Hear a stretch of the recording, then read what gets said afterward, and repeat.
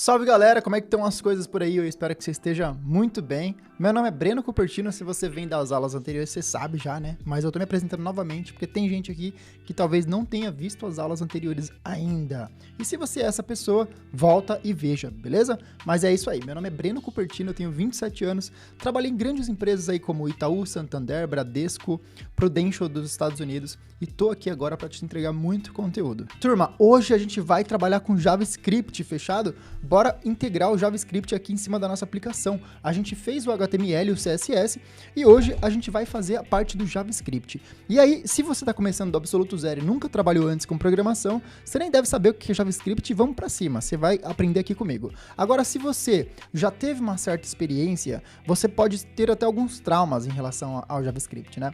E, turma, o problema não é o JavaScript. O problema é a lógica de programação. É isso que é muito difícil no começo para todo mundo. Então poderia ser JavaScript, Java, C#, qualquer outra linguagem de programação, você se depararia com a mesma dificuldade. E isso faz parte do jogo. Você vai perdendo essa dificuldade conforme você constrói. Quanto mais você põe a mão no código, quanto mais você faz coisas com JavaScript, quanto mais você se expõe, sabe? Você se expõe, é igual na guerra. Você passa um tempo treinando, depois você tem que ir pra guerra, porque senão você não vai se expor ao inimigo, e pra que você tá treinando? Então, quanto mais você se expõe ao JavaScript, você estudou uma coisa com JavaScript, aí depois que acabou aquelas aulas, aquele estudo, você vai pra ação, você pega pra fazer com aquele conteúdo que você aprendeu, quanto mais você repete isso, começando com pequenos exercícios, coisas fáceis, e você vai avançando de nível, melhor você vai ficando e você vai percebendo que os desafios vão ficando cada vez mais fáceis, beleza? Então tira esse mito que JavaScript é impossível, que você não serve para programação e que JavaScript é o seu maior inimigo. Enquanto você encarar JavaScript, você que já se traumatizou com essa linguagem, tá? Enquanto você encarar JavaScript como um inimigo, como, nossa, eu tenho medo disso, aí você tá lascado, meu. Você tem que começar a entender que o JavaScript é seu companheiro, é seu amigo, é sua ferramenta de trabalho. E para você aprender a usar cada vez melhor, você tem que treinar cada vez mais. Fechado? Nessa aula a gente vai aprender coisa pra caramba sobre JavaScript com a nossa aplicação. Não vou conseguir entrar em detalhes muito profundos, pelo mesmo ponto das outras aulas, né? Questão do tempo. Vou dar o máximo de detalhes que eu puder, mas o que você não entender, não se cobre tanto. Fechado? Já dei aqui técnicas de como é que você pode fazer para estudar. Não entender um pedaço do JavaScript que a gente usou? Não tem problema. Dá um Google ali, tenta entender aquele tequinho depois. Não tem problema, faz parte do jogo. Então termina essa parada junto comigo aqui, faz o JavaScript junto comigo, mesmo que você tenha um pouquinho de receio. Vamos para cima, porque domingão, 8 horas da noite, eu te espero na live, ao vivo, obviamente, onde a gente vai colocar essa parada no ar para funcionar. Como é que vai funcionar isso aí, Breno? Como é que funciona essa parada de um sistema no ar, né? A gente vai colocar esse negócio num link e você vai poder pegar esse link e mandar para quem você quiser. Você vai mandar para sua mãe, para sua família, para os seus amigos e até para recrutadores, e as pessoas vão poder acessar a sua aplicação e vão poder testar. Então, aquilo que você vai ver no seu computador, você vai poder acessar da onde você quiser. Você vai conseguir pegar ali, fio, a parte da temperatura da sua cidade. Então, por exemplo, você passou pro seu amigo que está no outro lado do mundo, quando ele abrir a sua aplicação, ele vai ver a temperatura do local dele com o que você construiu. E eu quero aproveitar também para agradecer você por estar participando deste evento. Cara, tem sido sensacional, marcando aqui de fato a minha vida, porque eu construí tudo isso com muito carinho, dediquei muito tempo, muito esforço mesmo para fazer essa parada acontecer, e eu tenho recebido muitas mensagens no Instagram, galera falando que tá curtindo o conteúdo, que tá se identificando com a minha história, gostando da minha didática, e tudo isso me serve como energia, me serve como combustível para continuar produzindo cada vez mais conteúdo. De verdade, obrigado por você estar participando desse evento. Você faz toda a diferença. Se não fosse você, eu não estaria construindo tudo isso. Não faria sentido eu estar fazendo isso para ninguém. Eu faço isso realmente para você. Muito obrigado. Então, bora dar continuidade no nosso trabalho aqui, né, turma, na Snap Clima. A gente já aprendeu muita coisa sobre HTML, muita coisa sobre CSS, e agora a gente vai atacar o JavaScript. Antes da gente começar de fato a aula, eu dei uma pequena organizada no código aqui, quero mostrar o que eu fiz. Repara essas setinhas que existem do lado aqui, nessas partes dos números.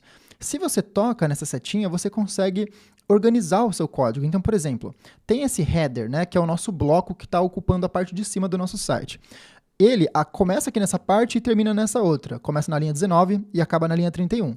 Quando você toca nessa setinha, ela vai e minimiza para você. Se você vai fazendo isso durante o seu código, você vai tendo uma organização e mais clareza no que você está vendo. Então, eu fiz aqui toda essa organização para a gente poder enxergar de uma forma geral tudo que a gente construiu. Organizei aqui, fui minimizando os nossos códigos. E você pode fazer isso no seu também, tá? Vai enxergando, até é importante esse exercício no HTML. Olha para o seu código e vai minimizando cada parte, vai analisando o que foi construído ali, comparando com o seu layout para você ir entendendo o que está acontecendo de fato. Então, por exemplo, aqui nós temos a nossa header, seed search bar, eu vou minimizar aqui, dentro tem o input, o botão, né, o ícone do botão, vou minimizar. Temos aqui a data, né, de hoje, a cidade, perfeitamente, vou minimizar essa parte do header. Temos aqui também a section com a temperatura atual e suas informações. Qual que é a parte da section? Essa parte aqui do meio. E olha só, turma, já até desativei aqui a parte do painel que a gente usa a responsividade, né, deixa no modo celular, a gente já ativa de novo. Eu dei uma boa organizada aqui para a gente dar continuidade nessa parte do JavaScript. Então, voltando aqui para o nosso código, eu vou minimizar essa parte da section aqui também. Temos aqui a nossa bottom container, que é essa parte de baixo, onde nós temos esse fundo branco, né, e por dentro as informações. Também temos dentro da bottom container a parte de temperature details e temos também a parte de sunset e sunrise. Dentro da nossa bottom container, nós temos a temperature details e eu vou chamar de temperatura e details porque eu não sou obrigado. E aí, dentro dessa section, a gente tem 3 elementos importantes do nosso layout. Vamos lá na nossa aplicação pronta para a gente ver. Que seria essa parte do vento, sensação e umidade. Elas estão separadas aqui, dentro dessa seção maior. Então, a gente tem essa parte e a parte de sunset e sunrise. Sun significa sol, né? Que representa a parte do sol lá embaixo, a primeira e a segunda div, os 2 elementos lá. Se a gente voltar aqui, são esses 2. Perfeitamente, a gente tem tudo bem distribuído. Então, você vê que quando você vai fazendo esse exercício de ir minimizando o código e olhando ele, você consegue ter clareza sobre o que está acontecendo. Perfeitamente, turma. Fiz a mesma coisa aqui no style também, .css. Deixei tudo bem organizado, então nós temos aqui os nossos CSS globais, né, que a gente usou basicamente em praticamente toda a página, ou quase toda, né? Aqui a gente pegou header, temperature details e sunset sunrise. Aqui a gente tem a parte do header, aqui a parte do current temperature, a gente tem a parte do bottom container, sun, tudo bem separadinho. E olha só, essa maneira, né, que a gente adotou de colocar nomes nas nossas classes do CSS, isso aqui existe, tá, turma? Se chama padrão bem, é tipo uma metodologia que você tem para adotar, para você colocar os nomes nas classes do CSS. Então, o que significa bem? Significa block, element e modifier. Nesse caso, a gente não usou o modifier, a gente usou apenas o block e o element. Como é que funciona essa parada do bem? Basicamente, se você reparar, a gente dava o nome aqui para um bloco, ou seja, o header aqui representa um bloco. Então, a gente dá o nome para um bloco e depois a gente põe underline, underline e o nome do elemento. Por isso, vem aqui a parte do block element. A gente primeiro coloca o nome no bloco e o que tiver dentro desse bloco, a gente coloca aqui o nome do elemento. Então, a gente usou um padrão bem bacana, que é usado por muitas empresas dentro do mercado. O que mais que a gente fez aqui de interessante? Até falando um pouco desse padrão, né? Você vê como as coisas ficam bem organizadas. Então, se você olhar o nosso CSS, dar isso aqui na mão de outro desenvolvedor, fica fácil dele reconhecer o que está acontecendo. Se ele voltar aqui para a nossa aplicação e ele precisar fazer uma modificação aqui, por exemplo, na parte de umidade, ele não vai ficar se matando no nosso CSS para encontrar a parte de umidade. Ele vai olhar aqui um pouquinho por cima, aí ele vai procurar aqui e vai encontrar detalhes da temperatura, value. Então, ele vai pensar, eu acho que está aqui, porque aqui é um detalhe da temperatura e é o valor dele. Então fica fácil da pessoa identificar, não fica aqueles nomes aleatórios, né? Lembrando também um pouco sobre o inglês, você viu que não é necessário que você conheça previamente o inglês, você pode, por assimilação, dar um nome para as coisas. Então, por exemplo, eu sei que eu tenho que pôr o nome de uma classe CSS para essa parte. Dentro da aplicação, isso aqui é uma temperatura atual, na verdade. Se você parar e pensar, o que se representa isso aqui? Se perguntasse para qualquer pessoa, a pessoa ia falar, isso aqui é uma temperatura atual. Então, se a gente for no Google Tradutor e pesquisar qual que é a tradução de temperatura atual para o inglês, vai estar lá, current temperature. Aí você pega essa frase e coloca dentro do CSS, sem que você soubesse previamente como é que falava em inglês. Então você vê que nós temos muitas ferramentas que nos auxiliam até a gente começar a aprender um vocabulário interessante de inglês. Lembrando que quando eu comecei na programação, eu não manjava absolutamente nada de inglês. Eu entrei no mercado ganhando R$4.000 sem saber nada de inglês, mal sabia ler uma frase numa camiseta. E agora a gente vai atacar esses últimos pontos aqui antes da gente ir para o JavaScript. Primeiro ponto que a gente vai atacar é esse aqui. colocar descrição dentro de Alt na Weather Icon. Se você lembrar, a Weather Icon é esse ícone que aparece quando o usuário recebe as informações climáticas. Aqui ele exibe um ícone referente à temperatura atual.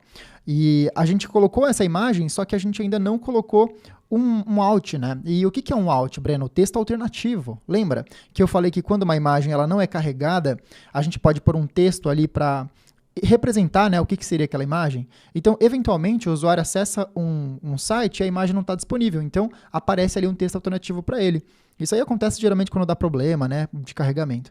Então, a gente pode pegar aqui o Weather Icon, onde que está? Eu acho que vai estar aqui dentro de temperatura atual, né? E aqui dentro dessa parte de imagem, a gente vai pôr o seguinte: ícone que ilustra a temperatura atual. E aí, turma, tem um outro ponto que essa imagem aqui, ou melhor, esse alt faz. Além de exibir um texto quando a imagem não é carregada, esse texto ele também vai ser lido por uma pessoa que não enxerga. Então, caso uma pessoa não enxergue, ela esteja usando o nosso site, e isso é possível, tá? Alguns de vocês talvez não saibam, mas uma pessoa que ela tem uma deficiência visual, ela pode usar o computador ou o celular. Existem hoje programas que conseguem ler para ela. Então, conforme ela vai movimentando, por exemplo, estou aqui com o meu celular, eu vou movimentando na página, fazendo gestos com a minha mão, e eu vou navegando pelo site e o site vai lendo para mim, vai falando o que está acontecendo. Então, por exemplo, a pessoa passa o dedo para cima e aí um cursor, né, um leitor de tela vai passando por cada parte do site e vai lendo para aquela pessoa o que está acontecendo naquele site. Por isso que é importante a gente desenvolver os nossos sites, as nossas aplicações com boas práticas de desenvolvimento para acessibilidade, porque a gente consegue sempre transmitir para o usuário final o que está acontecendo, mesmo que por sons. Tá? Existe essa possibilidade. E o Alt, ele vai justamente fazer esse ponto aqui. Nesse caso, por exemplo, a pessoa que não enxerga, ela não vai saber que tem um ícone aqui. Só que ela vai saber que existe um ícone, porque o Alt vai ser lido para ela, tá bom? Só que nesse ponto, turma, olha que interessante. Essa imagem, ela não precisa ser lida, não é verdade? Você pensa o seguinte, se existe uma pessoa que está usando o nosso site e ela tem deficiência visual, será que ela precisa mesmo de ouvir esse ícone? Vai fazer algum sentido para ela ouvir essa parte? Ícone que ilustra a temperatura atual. Eu acho que acaba sendo besteira, porque aqui na parte de baixo, na description, a gente já fala sobre a temperatura, a gente já dá um detalhamento sobre o que está acontecendo. Isso aqui acaba sendo irrelevante, vai ser perda de tempo para a pessoa que está ouvindo o site. Então, a gente pode impedir com que o leitor de tela fale para o usuário o que significa essa imagem. A gente pode fazer isso através dessa outra tarefa aqui, ó. Então, a gente já vai fazer duas tarefas de uma vez só.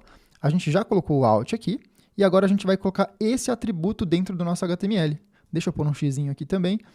A gente vai colocar aqui dentro, depois de Alt. Tanto faz, tá, a ordem? Você pode pôr aqui, tanto faz. Agora, o que vai acontecer, turma? Essa imagem ela vai fazer o seguinte.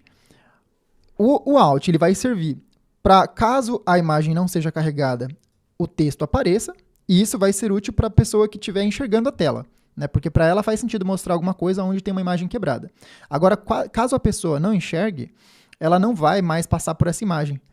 Quando ela estiver usando o leitor de tela, o leitor não vai passar por essa imagem, ele vai passar e vai ignorar. E por isso o leitor de tela não passa por aqui. A gente colocou um atributo que fala para o leitor de tela, ó, pula isso aqui que eu não quero que você leia para o usuário que está usando o leitor de tela. Ok, turma? E olha um ponto interessante. Como é que funciona isso, Breno, de quebrar um ícone e mostrar um texto? Se eu tirar o nome dessa imagem, se você olhar dentro de Assets, é 04D. Ó, tá aqui. É esse SVG, que já temos aqui na nossa pasta. Se eu errar o nome aqui, essa imagem não vai existir.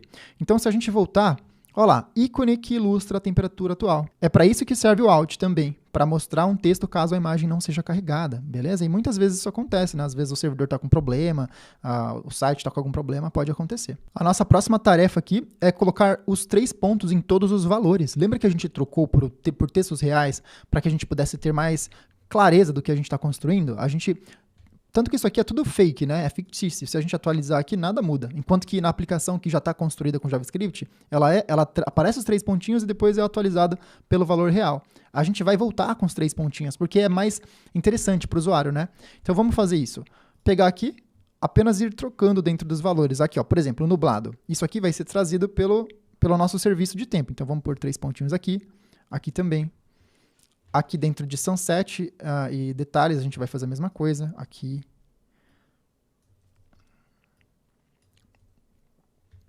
E por último, essa parte do sol. Deixa eu ver se faltou alguma coisa. Eu acho que faltou aqui na parte do header, né? A gente tem aqui a parte da data e a parte aqui da cidade. Beleza, turma, agora tá certo. E outra coisa que eu vou fazer também, deixa eu só voltar aqui para ver como é que ficou. Ó, perfeito, é isso que eu queria mesmo. Agora a gente tem que trocar esse ícone. A gente colocou ele para experimentar também, mas na verdade eu não quero esse ícone agora. Eu quero trocar aqui por outro ícone, pelo nosso ícone de... Quer ver? Esse ícone aqui, ó. Esqueci o nome. Loading Icon. Esse aqui é aquele que representa que está carregando.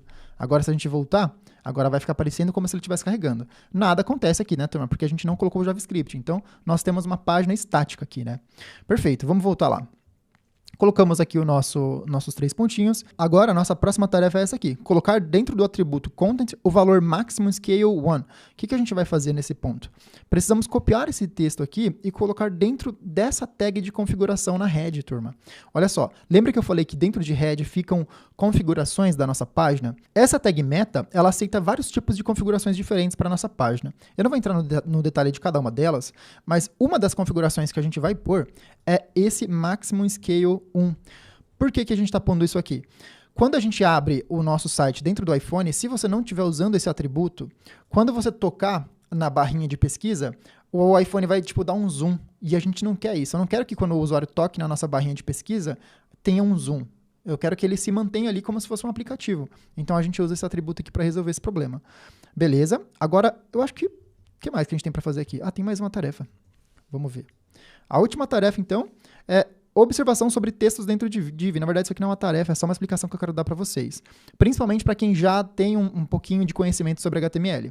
Algumas pessoas talvez estejam estranhando por que a gente colocou vento, sensação, ou seja, alguns textos dentro de Div. Se você já tem um background de HTML, já estudou um pouquinho, deve pensar, ué, aqui dentro de Div não deveria ser P de parágrafo? Ou se não H1, ou alguma tag semântica de texto? Não existe uma tag específica para esse tipo de coisa. Se você olhar aqui na nossa aplicação, olha só, vento, sensação, isso aqui não é um título e nem um parágrafo. Então não faria sentido eu colocar isso dentro de um parágrafo. Não faria sentido pôr isso aqui dentro de um título também, de um H1, H2. Se você nunca programou antes e está aprendendo agora, desconsidera o que eu estou falando, tá tudo bem, tá? É mais para quem já conhece um pouquinho e isso você vai aprender mais para frente se você estiver começando agora. Mas quem já sabe um pouquinho do que eu estou falando, não tem como colocar isso aqui dentro de P ou de H1, H2, porque isso aqui não é, na verdade... não são esses elementos, né? Não representam parágrafo nem um título. Então você pode pôr tranquilamente dentro de div ou de span, tá? Eu coloquei dentro de div porque a div ela já vem com a propriedade de display block por padrão. E aí ela já resolve um problema para mim. Mas eu poderia ter colocado dentro de span também, funcionaria, ok? Então não estranhe, isso aqui não precisaria estar dentro de P. Eu acredito que isso aqui seria uma interpretação errada, o mais correto é dentro de div mesmo. Detalhezinho bobo aqui, não se preocupa muito se você não entendeu muito bem sobre isso, faz parte, a gente vai construindo esse conhecimento de acordo com a caminhada na carreira, tá? Então beleza, turma, a gente já cumpriu as nossas tarefas aqui embaixo, eu posso até apagar agora isso aqui, e a gente vai finalmente começar a trabalhar em cima do nosso JavaScript. Antes da gente começar de fato a atacar o JavaScript, eu vou dar uma organizada aqui na minha apresentação, para que a gente possa construir isso aqui juntos, e em tempo real, observando o que está acontecendo. Então eu vou ter aqui o nosso navegador de um canto, e o nosso código do outro. E aí eu vou clicar aqui em Inspect, para a gente abrir o nosso painel de desenvolvedor e deixar aqui habilitado, né, a parte da responsividade. E vou selecionar aqui o iPhone 12 Pro. Fechado, turma? Perfeito, vou deixar isso aqui para trás, a gente não vai usar agora. E agora a gente vai começar a construir o JavaScript. Primeiro ponto que a gente vai fazer aqui é criar o nosso arquivo JavaScript. E como você deve ter observado, dentro do front-end as coisas são bem simples de serem criadas, né? Criamos o nosso arquivo HTML apenas colocando um arquivo chamado index.html dentro da pasta. O nosso CSS é a mesma coisa, é apenas um arquivo style.css. Lembrando que esse nome aqui, eu não sei se eu cheguei a falar isso, pode ser qualquer coisa, tá? Esse nome aqui. Apenas esse final. Depois do ponto, tudo tem que ser exatamente como é. Mas antes, você pode pôr qualquer coisa.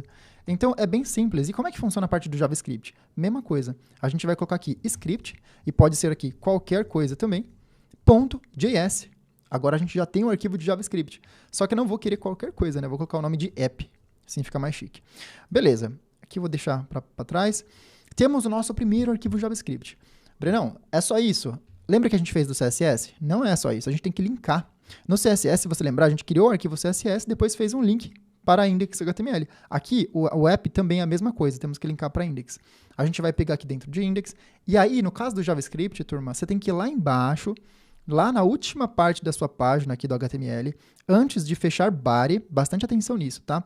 E olha, se você estiver tendo alguma dificuldade nas aulas, eu fiz uma coisa e não ficou exatamente como você fez. Talvez você tenha errado uma coisa mínima.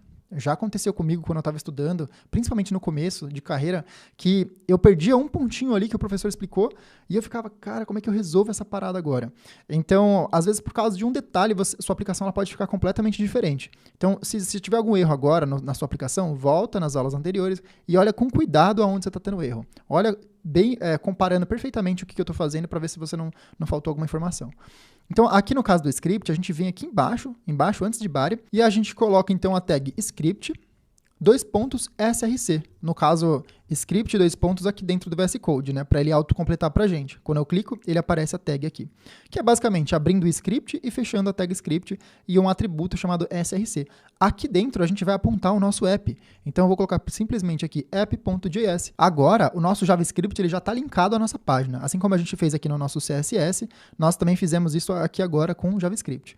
Vamos fazer um teste? Para você testar se o seu JavaScript está funcionando, você pode simplesmente vir aqui no app.js e colocar o seguinte, alert, e colocar Hello World. Se você colocar e aparecer essa caixinha aqui escrita Hello World dentro do seu navegador, então quer dizer que funcionou o link do JavaScript. Beleza? E não tem segredo, né, turma? É bem tranquilinho aqui, só colocar. Agora a gente tem bastante trabalho pela frente, turma, então vamos fazendo as coisas bem devagarzinho. Olha só, a gente precisa selecionar os nossos elementos que nós vamos usar dentro do JavaScript. Se você reparar, a gente tem aqui nessa aplicação, aqui já está pronta, algumas coisas que são dinâmicas. Então, essas informações, elas são alteradas em tempo real. Isso aqui, a imagem, esse texto, tudo alterado em tempo real. Essa parte de baixo também. O que é fixo? Fixo é esse texto tempo agora, é esse texto que fica dentro do input. Essas partes aqui de baixo, então vento, sensação, umidade, tudo isso são informações fixas. Mas temos algumas coisas que elas vão ser alteradas, não é verdade? E tem mais alguns elementos dentro do nosso HTML que nós precisaremos usar dentro do JavaScript. Por exemplo, a parte do campo e o botão. Eu preciso, dentro do JavaScript, entender o que está acontecendo nesses dois elementos. Porque o campo ele precisa me falar o que tem dentro dele, quando o usuário digitar. Então, digitei alguma coisa. O JavaScript precisa saber esse valor. E quando o usuário tocar no botão aqui de pesquisar, eu preciso saber que o usuário tocou. Então, a gente precisa trazer esses elementos para dentro do nosso JavaScript. Como é que a gente faz isso? A gente vai fazer o seguinte. Existe uma parada dentro da programação que se chama variável. Variável é um espaço reservado dentro do seu computador para você armazenar coisas, tá? Você pode armazenar qualquer tipo de informação lá. Inclusive, na Front-End Pro tem várias aulas só sobre variáveis explicando como é que funciona. Existem duas formas de você construir uma variável dentro do JavaScript. A primeira é declarando let e a segunda é declarando const. Essas duas palavras, elas são exclusivas para variáveis, ok? A gente usa para construir variáveis. Depois da palavra let e const, você dá o nome daquela variável. Então, por exemplo, eu posso pôr aqui sobrenome. Eu estou construindo uma variável que vai servir para que eu possa armazenar sobrenome, ok? Então, eu vou abrir aqui, depois do nome da variável, um símbolo de igual, onde depois desse sinal eu vou armazenar o que eu quero guardar dentro da variável. Então, por exemplo, para que eu possa armazenar um sobrenome, eu preciso criar aqui essas aspas. Aspas que a gente chama de aspas simples, tá? Eu sei que tem outro nome, na verdade, mas a gente chama isso aqui de aspas simples na programação, é muito comum. E aqui dentro eu vou colocar Cupertino, que é o meu sobrenome. E aqui dentro de const, também é uma variável, ela é muito parecida, o funcionamento é igual. Então, por exemplo, eu posso pegar aqui e colocar idade. E aí, para armazenar uma idade, um número dentro de uma variável, eu posso colocar simplesmente um número sem as aspas nesse caso. Já temos aqui duas variáveis, uma do tipo let e outra do tipo const. Qual que é a diferença, Brenão? A let, ela me permite alterar aquele valor. Então, olha só, eu coloquei sobrenome Cupertino aqui, na verdade.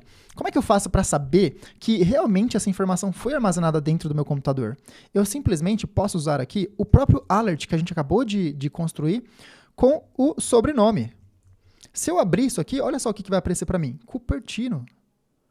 E aí, olha só uma coisa interessante. Se eu pegar esse sobrenome e colocar aqui outro nome, por exemplo, eu vou colocar aqui Ferreira e salvar, vai aparecer aqui para mim Ferreira tranquilamente. Agora, e se eu pegar aqui essa parte da idade e colocar o seguinte, idade igual a 10 e dar o mesmo alert aqui de idade. Vou salvar. Olha só, Ferreira. E depois ele não aparece mais nada. Olha que interessante.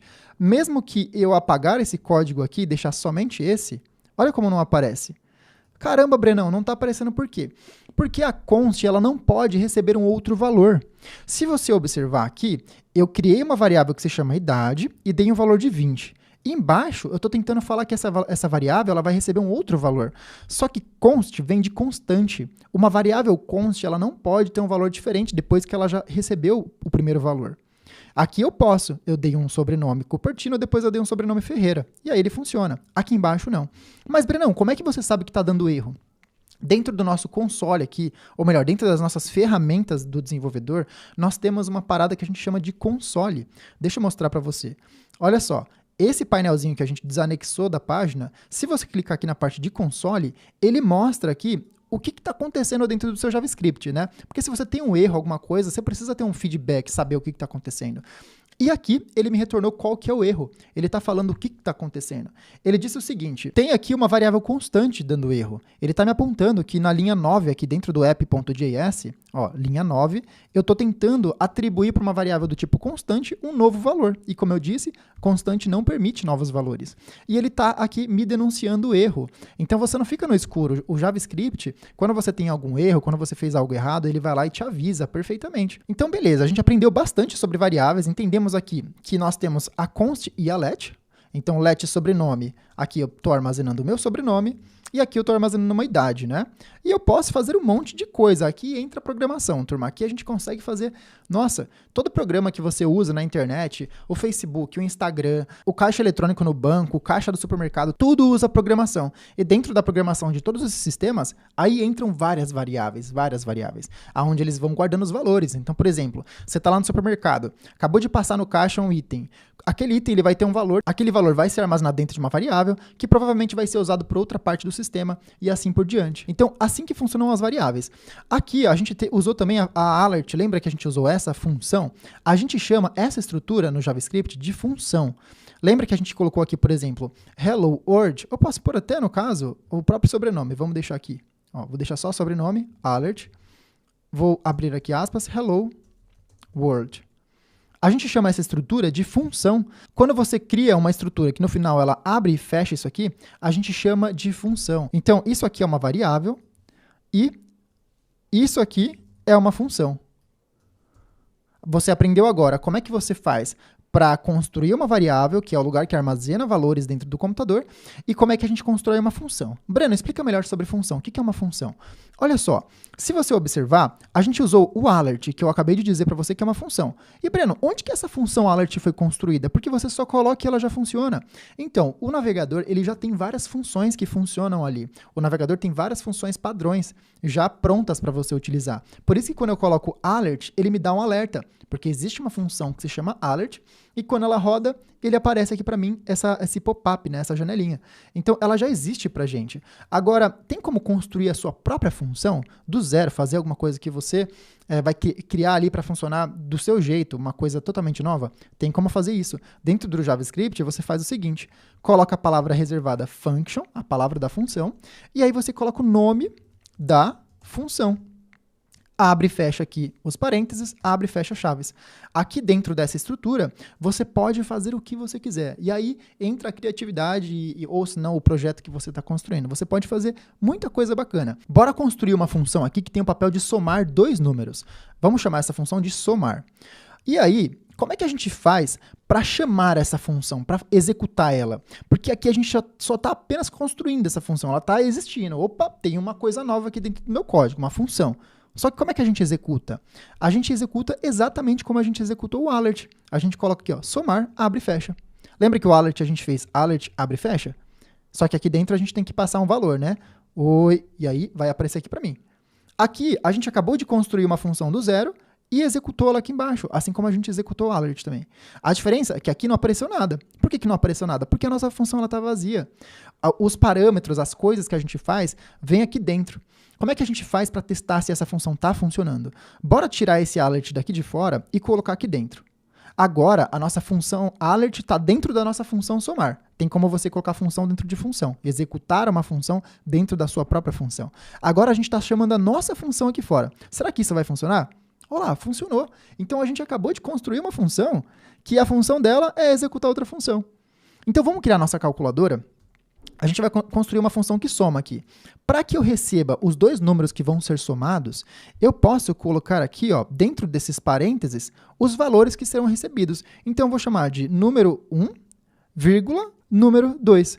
Agora, dentro desses dois parâmetros aqui, a gente chama isso de parâmetro de função, a gente pode mandar os números para que sejam calculados lá dentro. Como é que a gente faz para mandar esses números? Da mesma forma que a gente consegue, dentro de alert, mandar uma informação para ser exibida pelo navegador, então, por exemplo, se eu colocar aqui texto e dar um Ctrl S, ele vai mostrar aqui para mim dentro do navegador, da mesma forma que essa função consegue receber um parâmetro, eu consigo mandar um parâmetro para minha função também. Por que só o alert pode receber? As outras também podem. Olha só, é só você mandar aqui igualzinho a gente fez na parte do alert. A diferença aqui, turma, é que somar é uma função nossa, a gente está construindo. A função alert, ela já existe, ela já está construída dentro do navegador. A gente só usa, está pronto para usar. Agora a gente está construindo a nossa própria função. Então, a gente pode mandar um parâmetro igual fizemos aqui. Simplesmente, dentro dos parênteses, você coloca aqui os valores que você quer mandar. Como a gente colocou o número 1 e número 2, eu posso pôr aqui, ó, 10 e 10. Porque a gente tem aqui em cima, na construção da nossa função, a representação de que a gente precisa desses dois números. Se eu não tiver isso aqui e executar dessa forma, não vai funcionar, ok? Então, vamos fazer um teste. Vou colocar um alert aqui dentro e eu vou colocar novamente, né, o num1 e num2. Se eu colocar aqui dentro do meu alert esse parâmetro, vou copiar e colar ele aqui dentro. Olha só o que aparece. Número 10. A gente colocou o número 10 aqui, esse número 10 veio parar aqui na parte de cima e, por fim, ele caiu aqui dentro de alert. Posso mudar aqui e colocar num2. Vamos testar novamente? Bora. Dá OK aqui. Vou trocar o número, colocar outro número para a gente ver que mudou. 30. Salvei. Apareceu lá 30. Então, a gente consegue mandar parâmetros, na verdade. E aí, beleza. A gente aprendeu que é possível mandar coisas para as nossas funções. Como é que a gente faz para somar, então? Simplesmente, você pode criar o alert aqui dentro e colocar num1 mais num2. Se eu fizer isso aqui e salvar, olha lá, nós criamos uma calculadora, está aparecendo no meu alert aqui, ó, 40. Olha que bacana. Então, agora a gente, quando manda um número aqui, ó, vou mandar 30. 30 mais 30 igual a 60. A gente construiu, usando uma outra função que já existia, no caso o alert, uma calculadora que é capaz de pegar dois números e somar. E se você observar, a estrutura é bem simples de entender. Aqui nós temos a construção da nossa função. A nossa função recebe dois parâmetros. Esses dois parâmetros eles estão sendo somados dentro da alert, que é uma função que a gente aprendeu a usar. E aqui a gente só manda os dois números. Para fazer uma soma, simplesão, a gente só coloca o mais aqui. Então, num mais num2 já funciona. É bem simples fazer uma calculadora, não é verdade? Agora você entendeu bastante coisa sobre função e variáveis, né? Deu para ver que é bem interessante. Você aprendeu sobre o alert. A gente está mostrando aqui o resultado da nossa soma usando alert. Tem uma outra forma de fazer isso, que se chama console.log. É uma outra forma da gente trazer informações. O alert, ele fica mais voltado para o usuário. Sabe por quê? Porque isso aqui, ele aparece para o usuário. Então, a gente usa o alert quando a gente quer interagir ali com o usuário final, que está usando a sua aplicação. Quero mandar um alerta para o usuário, aí você usa o alert. Agora, quando você quer exibir alguma coisa mais focado para desenvolvimento, quando você quer testar uma coisa ali, uma mensagem mais focada no desenvolvedor, você pode usar uma outra função que se chama console.log. Se eu usar essa função aqui, olha o que vai acontecer. Entrando aqui no nosso painel do desenvolvedor, ele traz o resultado aqui para mim dentro de console, dessa aba aqui que a gente tinha visto já anteriormente, onde mostrou até o erro. E essa aba aqui é o melhor amigo do desenvolvedor. Aqui a gente consegue ter uma comunicação com JavaScript, ver, justamente fazer esse console.log, ver se está dando algum erro. A gente usa muito o console enquanto está construindo o JavaScript. Então, maravilha, a gente já entendeu que a gente tem aqui também o console do navegador para fazer essas coisas, né, dentro do JavaScript. E a gente vai usar bastante agora, tá? Muito mais do que o alert, porque o alert ele cria um alerta, tem que dar OK, é focado para o usuário. Aqui não, aqui a gente consegue simplesmente receber o valor. Maravilha, turma, a gente aprendeu bastante coisa, a gente vai começar a fazer as coisas do nosso projeto. Então, a primeira coisa que eu quero fazer é justamente pegar todos os elementos referentes aos a nossa aplicação. Então, se você observar aqui dentro do nosso HTML, nós temos alguns elementos, não é verdade, que a gente quer resgatar, que a gente quer pegar com JavaScript. Como é que a gente vai fazer isso? Por exemplo, um dos elementos é o input, é o campo. A gente quer saber o valor que tem dentro do campo. Se o usuário digitar alguma coisa, eu quero saber o que está acontecendo ali. Dentro desse input, a gente vai colocar um ID. Então, vamos fazer o seguinte, vou dar um Enter aqui, ó, só para deixar as coisas mais organizadas. Vou dar um Enter aqui e um Enter aqui também. para a gente ter um pouco mais de clareza sobre o que a gente está fazendo. Dentro desse input, eu vou pôr um outro atributo que se chama ID. E como é que você vai dar o nome desse ID, Breno? Vai ser city search input. A gente vai dar um nome aqui, e aí nesse caso é importante você se atentar a uma coisa. Para o CSS, a gente usou aquele padrão BEM que eu até comentei, né? Que coloca header, underline, underline input, a gente dá um nome um pouco diferenciado. Aqui, para o ID que a gente está colocando, a gente não precisa pôr que é do header, tá? A gente põe só o nome do elemento mesmo. E esse elemento aqui é a barra de pesquisa de cidade, por isso que eu pus City Search Input, ou seja, é o campo de pesquisa da cidade. O que mais que a gente vai buscar aqui, turma? A gente vai pegar também a parte do botão. Então, logo após a classe, eu vou pôr o nosso ID. E a ordem não importa, pode ser o ID tanto antes quanto depois. Aqui a gente vai chamar esse ID de City Search Button. De City Search Button. Agora nós temos também um ID dentro do nosso botão. E daqui a pouco você vai entender por que a gente está fazendo isso, tá? Agora nós temos aqui o nosso botão com o nosso ID. Precisaremos também desses dois elementos aqui. Bora colocar os nossos IDs. Quero um ID aqui dentro e um ID aqui dentro também. Esse aqui a gente vai dar o nome de Current Date. E esse aqui de City Name. Para ficar bem específico. Lembrando que aqui nós vamos exibir a data atual. Por isso, Current Date. Current Date significa data atual em português. E City Name, nome da cidade. Maravilha, nós já temos aqui os nossos elementos também. Eu vou continuar organizando dessa forma para ficar mais fácil de entender o que nós estamos fazendo. Então, beleza. Deixa eu colocar isso aqui, ó. O nosso código HTML vai ficar bem grande, bem esticado agora, mas vai ser importante só para a gente conseguir visualizar o que está acontecendo. Aqui também eu vou dar Enter. Se você quiser fazer isso na sua também, é interessante, tá? Mas faz com cuidado para você não apagar nada, porque se você apagar alguma coisa, pode dar problema. Agora nós temos aqui as nossas duas divs, que nós vamos usar também. A gente vai pegar aqui agora a parte da imagem. Nós também vamos fazer uma alteração na imagem, né? Quando vier o nosso tempo aqui, a nossa temperatura, a imagem vai ser trocada. Então vamos pôr aqui embaixo de class um ID. E esse ID vai ser Weather Icon. Nós temos mais algumas coisas para modificar. Essa div aqui também, a gente vai alterar a informação dela em tempo real. E essa div aqui também. A gente está colocando ID em tudo aquilo que a gente for modificar. Aqui, esse ID a gente vai chamar do seguinte. ID Weather Description. Que é a descrição da temperatura que vai aparecer nesses 3 pontinhos. Aqui a gente não vai ter ID, porque essa informação é fixa, a gente não precisa dela no JavaScript. Aqui dentro a gente vai colocar um novo ID. Vai ser o ID Current Temperature. Nós temos aqui agora o nosso elemento que vai exibir a temperatura atual. Aqui para baixo nós temos mais alguns lugares, né? Onde tem 3 pontinhos serão os lugares que a gente vai alterar o valor dinamicamente. Então, aqui eu vou organizar também e colocar o ID nesse ponto. ID. Nesse caso, a gente está falando do valor que vai ser respectivo ao vento. Então, eu vou chamar esse ID de Wind Speed. Significa velocidade do vento em inglês, tá? Traduzindo para o português. Temos a parte de sensação térmica, que a gente vai dar os nossos enters também, para deixar tudo bem organizado. Colocar um ID aqui dentro. Antes disso, deixa eu só organizar o nosso código. Aqui dentro desse valor, que vai ser sobre sensação, a gente vai pôr o seguinte ID. Feels like temperature. Ou seja, a sensação térmica, tá? No inglês é mais ou menos isso aqui. Descendo um pouquinho, a gente encontra aqui a parte de umidade. Né? A gente também vai alterar esse valor, a gente vai trazer essa informação. Então, vamos pôr um ID aqui também, vamos identificar. Aqui eu vou chamar de Current Humidity, desse jeito que eu estou escrevendo, tá? Com H. No Brasil a gente fala com U, mas aqui é com H. E por fim, temos apenas mais 2 lugares que nós vamos alterar os valores de forma dinâmica, que é a parte do Sol. Então, a hora que o Sol nasce e a hora que o Sol se põe. Deixa eu dar um Enter aqui e aqui. Apaguei o class sem querer. Aí, boa. Aqui dentro a gente vai colocar o ID Sunrise Time. E aqui o ID Sunset Time. E a gente já fez a identificação de todos os elementos que nós vamos alterar de forma dinâmica. Aqui no nosso layout você vê que nada aconteceu, tá tudo igual. Porque a gente, de fato, não fez nenhuma alteração. Quando a gente coloca atributos, a gente não faz uma alteração no que o usuário vai ver. A gente altera ali o comportamento, dá identificação e coisas do tipo.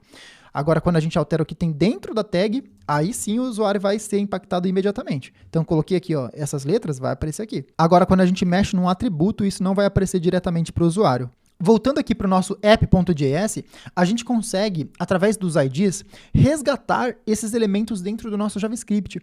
Para que a gente vai fazer isso? Justamente para mudar os valores dentro dos elementos. Com o JavaScript, a gente pode fazer as coisas ficarem dinâmicas. Então, eu consigo saber o que tem dentro de um elemento, eu consigo alterar um valor de um elemento, eu consigo alterar um atributo de um elemento, eu consigo até mesmo construir um elemento do zero usando o JavaScript. Então, por exemplo, digamos que eu quisesse construir um elemento aqui dentro do HTML de forma dinâmica. Quando o usuário tocar no botão, eu quero construir um elemento. É possível fazer isso com JavaScript. O JavaScript ele é responsável por trazer essa dinâmica para a internet. Você percebeu nas aulas anteriores, quando eu desativei o JavaScript, os dados paravam de chegar, né? A gente não conseguia mais saber a temperatura, porque o JavaScript que é responsável por ir buscar os dados, trazer para a nossa aplicação e fazer a distribuição das informações. O JavaScript que permite com que a gente construa uma aplicação super dinâmica, tá?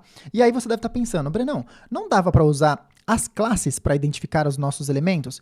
É possível também usar as classes para identificar o elemento no JavaScript. Tem como também, turma, mas eu prefiro fazer isso com ID, porque assim a gente cria um nome exclusivo para usar lá dentro do JavaScript. E também o ID não permite que a gente repita esse mesmo nome para outro elemento. Na classe, a gente pode colocar aqui esse nome e eu posso repetir esse nome em qualquer outro elemento. Já dentro do ID, não. O ID tem que ser exclusivo. Se eu pus esse nome aqui, esse nome não pode existir em nenhum outro lugar. Então, eu prefiro usar o ID. Aqui no nosso app.js, a gente vai construir uma constante que vai se chamar city search bar. Dentro das variáveis no JavaScript, você não pode usar traço, tá? Não pode usar caracteres especiais, nem nada disso. E sempre assim o padrão. Letra minúscula no começo da variável, depois letra maiúscula aqui, depois aqui. As próximas palavras vêm com letra maiúscula. Assim que a gente dá nome para a variável. E aí tem uma função que se chama getElementById, que permite com que a gente resgate um elemento através de um ID. Então ela está aqui dentro, ó, document.getElementById. Eu abro e fecho aqui para executar a função, e aqui dentro eu coloco o nome do meu ID. Qual foi o ID que a gente deu aqui para o nosso input? A gente deu esse nome, então a gente traz ele para cá. Agora, como é que a gente faz para testar? Como é que eu sei que essa constante está armazenando o meu input? Eu posso dar o console.log aqui. Se eu pegar esse city search bar e colar aqui dentro, e abrir aqui o meu painel do desenvolvedor, olha quem que chegou aqui para mim. Eu acabei de usar o console.log e aquele elemento que a gente acabou de selecionar apareceu aqui, olha que legal. Quando eu passo o mouse em cima, inclusive ele pisca aqui. Agora a gente vai fazer a mesma coisa para todos os elementos. Então eu vou criar uma nova constante e a gente vai buscar agora a parte desse botão aqui. Então a gente vai dar o nome de city search button, vai ser igual, e aí a gente executa a nossa função, trazendo agora o nosso ID do botão, city search button. Deixa eu pegar ele aqui. Nós temos agora os nossos dois elementos, tanto que se eu der o console.log agora do nosso botão, deixa eu colar aqui, abrir novamente o painel, tá aqui o nosso botão, olha ele piscando aqui quando eu mexo. A gente conseguiu resgatar ele através do JavaScript. Agora a gente vai resgatar os outros elementos que faltam. Esses elementos aqui que estão com 3 pontinhos, o nosso ícone, são os elementos que serão alterados ali pelo JavaScript quando a gente receber as informações do tempo. Eu vou fazer um pequeno corte aqui no vídeo para acelerar esse processo, depois você só pausa o meu vídeo e faz exatamente como eu fiz. E rapidamente eu já trouxe todos os elementos aqui, turma, sem nenhum segredo, tá? Basicamente, pegando document.getElementById, colocando aqui cada ID que a gente atribuiu agora há pouco no HTML e criei as variáveis para atribuir. As variáveis estão de acordo com os nomes que a gente deu para lá também. Então, setName aqui, setName aqui. Basicamente, respeitando o nome de variável que eu falei para você, né? Tem um nome para esse padrão que se chama CamelCase, que é você começar com a letra minúscula e a próxima palavra vem com letra maiúscula, sempre juntas, sem traço. Vamos comentar o nosso código para a gente ver o que a gente está fazendo. O JavaScript também permite comentário. É só colocar 2 barras e aí o que vier na frente não vai ser reproduzido pelo JavaScript. Você pode escrever qualquer coisa aqui dentro.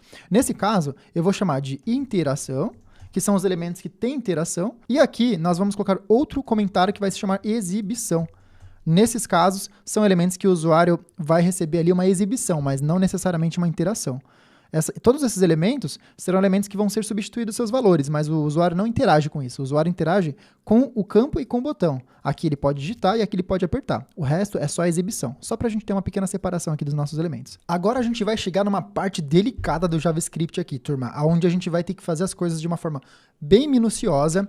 Eu vou fazer bem devagar, ao mesmo tempo que com ritmo para que você vá acompanhando e a gente não leve tanto tempo nessa aula, mas eu quero que você preste bastante atenção e aquilo que você não conseguir absorver, não tem problema. tá bom? É claro que você não vai conseguir, talvez, dependendo do seu nível, do que você já conhece sobre programação, algumas coisas você pode não entender exatamente como é que funcionou. Faz parte, isso é super normal, tá bom? Isso faz parte de todo desenvolvedor que está começando. Tem muitos assuntos rolando aqui agora, né? Que eu precisaria de aulas separadas para cada um dos assuntos para te explicar. E nesse momento a gente vai fazer com um certo ritmo para chegar lá no final. Então, só vai vindo com atenção e fazendo junto comigo, sem se cobrar demais. Vamos fazendo junto essa parada acontecer. Olha só, turma, o que a gente vai fazer aqui agora? A gente precisa buscar os dados aqui quando o usuário digitar a cidade. Nós resgatamos esses dois elementos aqui na parte de cima, tanto o input quanto o botão. Quando o usuário tocar no botão, eu quero executar uma ação. Então, olha só, a gente vai pegar aqui essa variável, CitySearchButton, e aí existe uma função que se chama addEventListener. Essa função serve para escutar quando o usuário toca no botão. Então, sempre que o usuário apertar no botão, essa função vai ser executada. Como é que funciona a estrutura dessa função? Você vai abrir os parênteses e aqui dentro nós temos que colocar alguns parâmetros. Primeiro, você escreve click. Aqui a gente está avisando para o navegador que a gente quer escutar o clique. Quando o usuário tocar no botão, eu quero escutar. Ou seja, eu quero entender que o usuário clicou para eu fazer alguma coisa. E depois vai ter um outro parâmetro. E esse outro parâmetro a gente chama de função anônima. Como é que vai ser essa estrutura? Você abre e fecha aqui a função, coloca uma setinha exatamente como eu estou fazendo agora, que é igual e sinal de maior, e depois abre e fecha chaves. Isso aqui a gente chama de função anônima, tá? Então, são dois parâmetros que essa função espera, tanto o clique quanto essa função anônima. Dentro dessa função é o que a gente vai fazer. Então, por exemplo, se eu colocar alert e colocar botão clicado, quando o usuário tocar aqui, olha só, botão clicado, a gente consegue escutar que o usuário está apertando no botão. E aqui dentro a gente faz a nossa implementação. Então, vamos começar? Aqui a gente precisa escutar o que está acontecendo dentro do nosso City Search Bar. E, na verdade, eu vou até mudar o nome aqui, porque não é City Search Bar, é City Search Input. Eu quero chamar isso aqui só de input, tá? Só essa pequena alteração aqui. A gente quer pegar esse elemento e escutar o que tem dentro dele. A gente quer entender, quando o usuário tocar no botão enviar, qual o valor que está dentro desse input? Afinal, essa é a nossa missão. Quando o usuário tocar no botão enviar, eu quero saber qual cidade que ele está querendo, né? Então, a gente vai pegar aqui o City Search Input, colocar o ponto, e aí tem uma propriedade que se chama value dentro do City Search Input. Quando você faz esse resgate do elemento aqui, nós acabamos de colocar dentro dessa variável um input, na verdade. Lembra que eu até mostrei no console? Quando a gente colocou o console.log do City Search Input, a gente conseguiu ver lá o nosso elemento. Aqui dentro, eu quero justamente pegar o valor desse elemento. E agora, se eu colocar console.log e dentro dele colocar o nosso City Search Input.value e a gente tocar aqui nesse botão, voltando aqui para o nosso painelzinho aqui do desenvolvedor, a gente consegue ver que está acontecendo alguma coisa. Apareceu o número 3. Por quê? Porque 3 vezes que eu estou tocando aqui, ele está aparecendo ali. E se eu pôr alguma coisa e mandar? Olha lá, a gente está resgatando os valores do nosso input. Através do console.log a gente consegue exibir a informação. Então, beleza, a gente já conseguiu aqui pegar o nosso valor dentro de City Search Input. Temos aqui. Eu quero pegar esse valor e colocar ele dentro de uma variável. E para fazer isso, basicamente, eu uso a palavra let e eu vou pôr o nome dessa variável de CityName e que vai receber aqui o valor do meu input. Lembra que eu falei que a gente só usa a constante para caso o valor não for mudar? Nesses casos de cima, faz sentido usar constante, porque a partir do momento que eu atribuir esse elemento aqui, por exemplo, current date, eu não vou mais alterar o elemento da constante, então tá tudo bem. Aqui embaixo, não. Aqui embaixo, a gente está atribuindo um valor que ele vai ser alterado pelo value aqui. Ou seja, se o usuário digitar qualquer outra coisa e apertar em pesquisar, esse valor aqui vai ser alterado. E se eu pôr const aqui, vai dar problema. Por isso que eu estou usando let, porque let me permite alterar o valor. Agora nós já conseguimos aqui fazer o resgate desse valor. Se eu colocar console.log, dentro colocar o CityName e fazer a pesquisa aqui, dentro do nosso painel, a gente vai ver que está funcionando. Agora eu vou criar uma outra função que vai se chamar getCityWater. E aí eu quero receber como parâmetro dessa função o nome da cidade. Então eu vou por aqui, ó, CityName. Agora dentro da função que é executada quando o usuário aperta o botão, eu quero executar essa nova função. Então a gente vai executar getCityWater. E aqui dentro, eu vou mandar o nosso CityName. Então, vamos observar. Nós temos aqui uma função que sabe quando o usuário apertou o botão.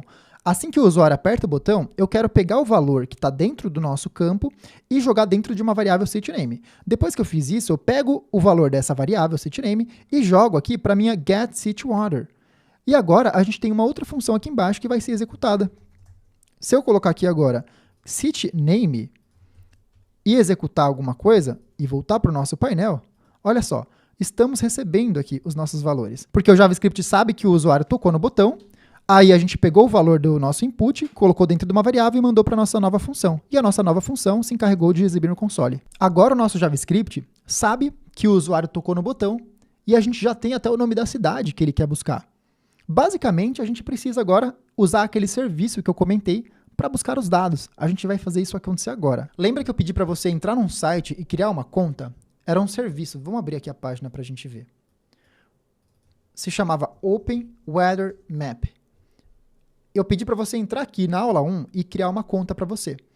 Através dessa conta que a gente vai trazer os dados climáticos.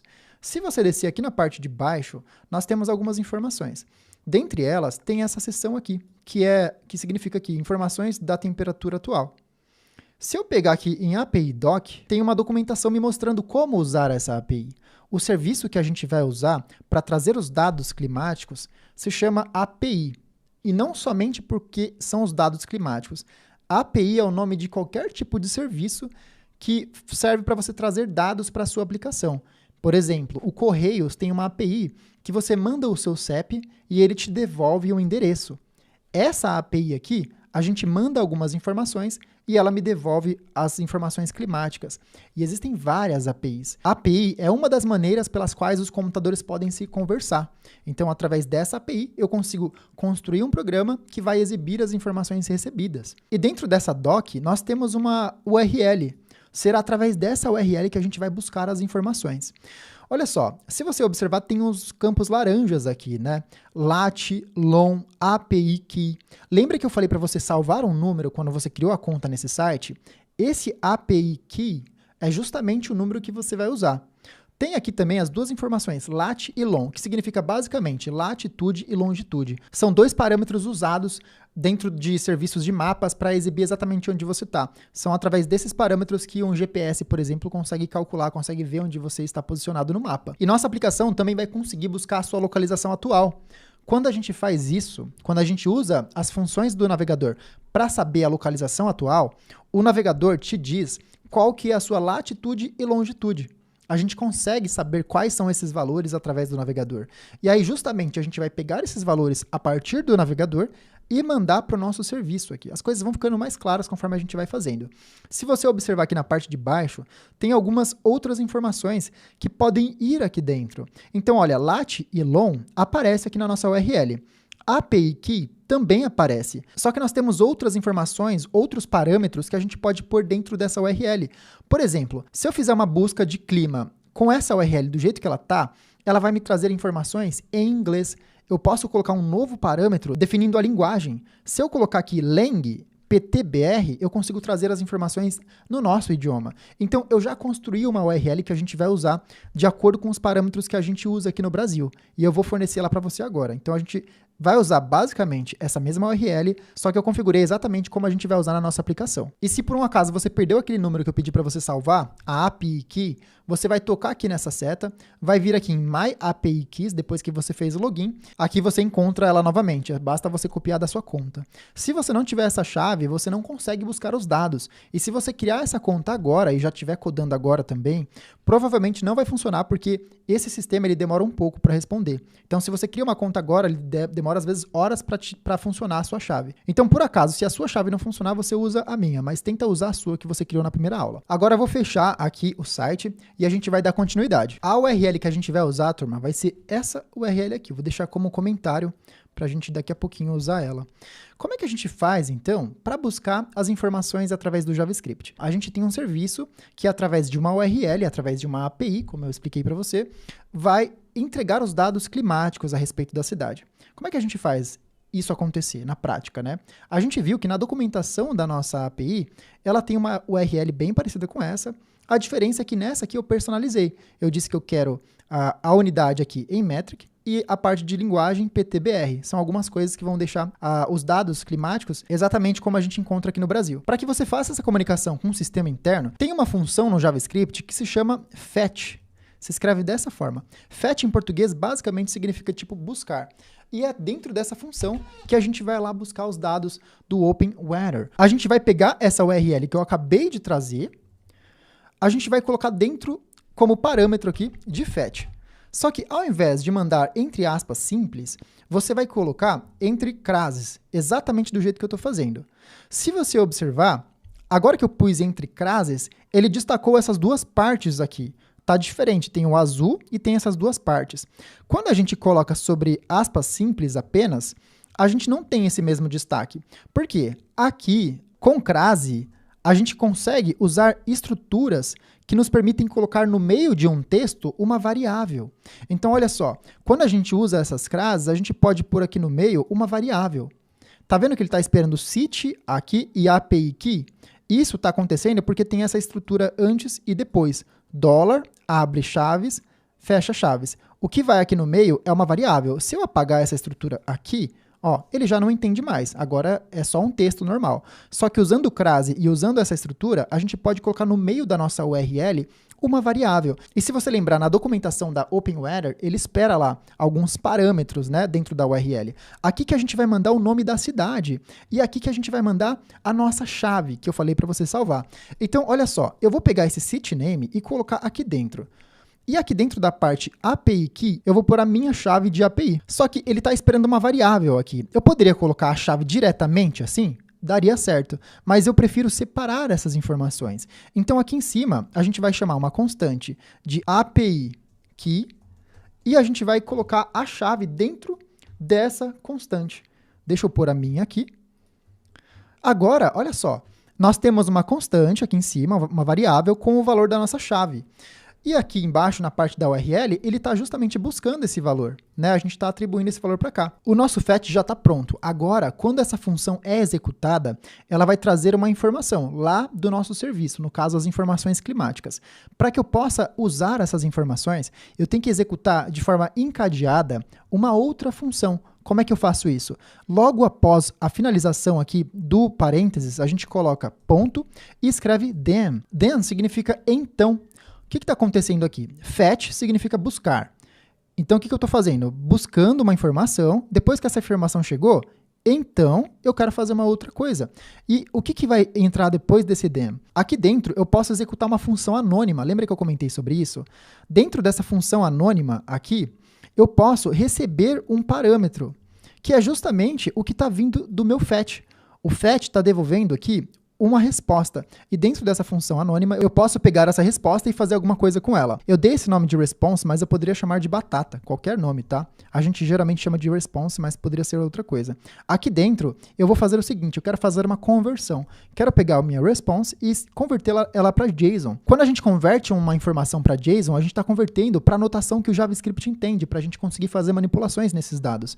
Agora, a gente vai pegar um outro then, a gente pode encadear thens e fazer mais alguma coisa. E aí, pausa para a explicação, né? Observe, o JavaScript, ele tem um certo sentido quando você vai estudando. No começo, quando você olha, você fala, nossa, muito difícil de entender. Mas se você dedica um pouco, senta a bunda na cadeira e tenta entender o que está acontecendo, vai traduzindo as palavras, vai se expondo, vai fazendo a parada acontecer, você começa a entender aos poucos. No começo eu tive muita dificuldade. Hoje eu entendo isso com clareza porque eu me esforcei bastante para aprender. O fetch significa buscar. Then significa então. O que eu estou fazendo aqui? Buscando uma informação. Depois que essa informação chegou, eu pego ela aqui no then, que significa então, e aí, então, eu executo outra coisa. Estou pegando a informação e convertendo ela em JSON. Então, vou fazer uma outra coisa. E aí eu vou encadeando várias chamadas para ir manipulando os meus dados. Então, dentro desse then, eu posso encadear uma outra função anônima. E aqui dentro, olha o que eu vou fazer. Eu vou pegar a minha resposta, que poderia ser qualquer coisa aqui também, batata, tá? Eu posso mudar o nome, não tem problema. Eu vou chamar de data e vou colocar console.log data. Vamos ver o que acontece no nosso console? Bora lá. Se eu abrir aqui o nosso console e executar essa função, lembrando que eu preciso executá-la, né? Vou colocar aqui no caso São Paulo e pesquisar. Se você observar, olha o que apareceu dentro do meu console. Um monte de informação, galera. Olha só. Aqui dentro desse name tem São Paulo, Aqui nós temos o weather. Se a gente entrar dentro dessa estrutura, nós temos as informações climáticas. Olha a description aqui, céu limpo, tá aparecendo. Aqui a gente consegue ver as coisas. Olha essa parte que está escrito icon. Se você observar, tem o 01D, que é exatamente um dos ícones que estão dentro da nossa pasta Assets. 01D, que representa aqui o céu limpo. Lembra que a gente baixou um monte de imagem? Por isso que a gente baixou um monte de imagem. Porque se a gente pegar aqui agora as nossas informações, dentre a resposta que o serviço nos devolve, ele devolve um código de ícone. E a gente vai usar justamente esse código de ícone para substituir a nossa imagem. E aqui dentro dessa resposta que você está vendo, nós temos todas as informações necessárias para popular o nosso HTML, para fazer com que o nosso HTML exiba exatamente a temperatura que a gente quer. Agora que a gente já tem as informações na mão do nosso tempo, eu quero executar uma outra função aqui dentro. Essa função vai se chamar o seguinte, display water. E dentro dessa função, a gente vai mandar o nosso data. Então, olha só, essa função não existe ainda. A gente vai construir essa função agora. Eu estou buscando os dados da API, então eu estou convertendo os dados dessa API, então eu estou executando uma nova função, mandando essas informações que recebi. Essa função a gente vai construir agora. Function, display water, vai abrir aqui, e abre e fecha chaves. Essa função, se você traduzir, significa exibir clima. A gente vai agora pegar as informações e exibir dentro do nosso HTML. Como que a gente vai fazer isso? Primeira coisa que eu quero fazer aqui é receber a informação dentro da minha função displayWater. E aqui eu quero dar um console.log do data para ver se está tudo funcionando. Estou terceirizando aqui para essa função e mandando as informações para ela. Vamos olhar o que está acontecendo aqui? Na hora que o usuário pesquisa por Pernambuco, olha lá, recebi as informações. Maravilha. Agora, então, a gente já sabe que a nossa função tem as informações. Agora, a gente só precisa pegar essas informações e distribuir ela pelo HTML.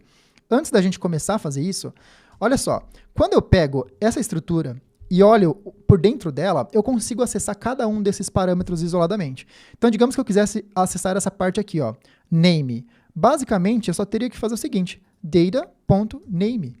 Se eu olhar aqui dentro do meu console, após pesquisar São Paulo, se eu olhar aqui dentro do nosso console, olha lá, ele trouxe São Paulo. Bora mudar aqui o parâmetro só para ficar um pouco mais claro. Eu vou pesquisar novamente por São Paulo, exibir aqui os dados, vou pegar um outro parâmetro. Bora usar esse parâmetro base. Se eu voltar aqui para o data, colocar base, salvar, pesquisar novamente por São Paulo, a gente vai perceber que ele vai trazer aqui, ó, stations, que era exatamente a resposta, o valor daquela propriedade. Então, a gente percebe que a gente tem aqui um formato de propriedade e valor. Olha só, São Paulo. Deixa eu voltar lá para os nossos dados. A gente tem aqui propriedade, valor, propriedade, valor, propriedade, valor, propriedade, valor. A gente chama essa estrutura de propriedade, valor. Eu quero separar dentro da minha função tudo aquilo que eu vou usar dentro do meu HTML. Se a gente olhar aqui em cima, a gente está pegando a resposta do nosso fetch e convertendo para JSON. Então, o que eu estou mandando aqui para essa função é um objeto, a gente chama de objeto do tipo JSON. Dentro desse objeto, se você olhar aqui para o nosso código, ou melhor, para o nosso DevTools, nós vemos aqui várias informações de um objeto. Olha só, isso aqui é um objeto também, é uma caixa de óculos. Tem tamanho, peso, cor, largura, na verdade, altura. Tudo isso aqui são propriedades do meu objeto, são atributos, características, né, do meu objeto. Da mesma forma que nós temos aqui dentro do nosso objeto JSON, características também, propriedades. Olha só, esse objeto que o nosso serviço retorna tem as seguintes informações. DT, que isso aqui significa justamente a data atual. Eu já li na documentação, por isso que eu sei, tá? Na documentação ele mostra o que significa cada um desses e eu meio que já decorei, por isso que eu vou falar para você. DT é a data atual, o name é o nome da cidade, nós temos mais algumas coisas. Aqui dentro de weather a gente tem a condição climática, a gente tem várias propriedades do nosso objeto que está sendo recebido pelo nosso serviço. E aqui dentro dessa função eu quero separar apenas aquelas coisas que eu vou usar.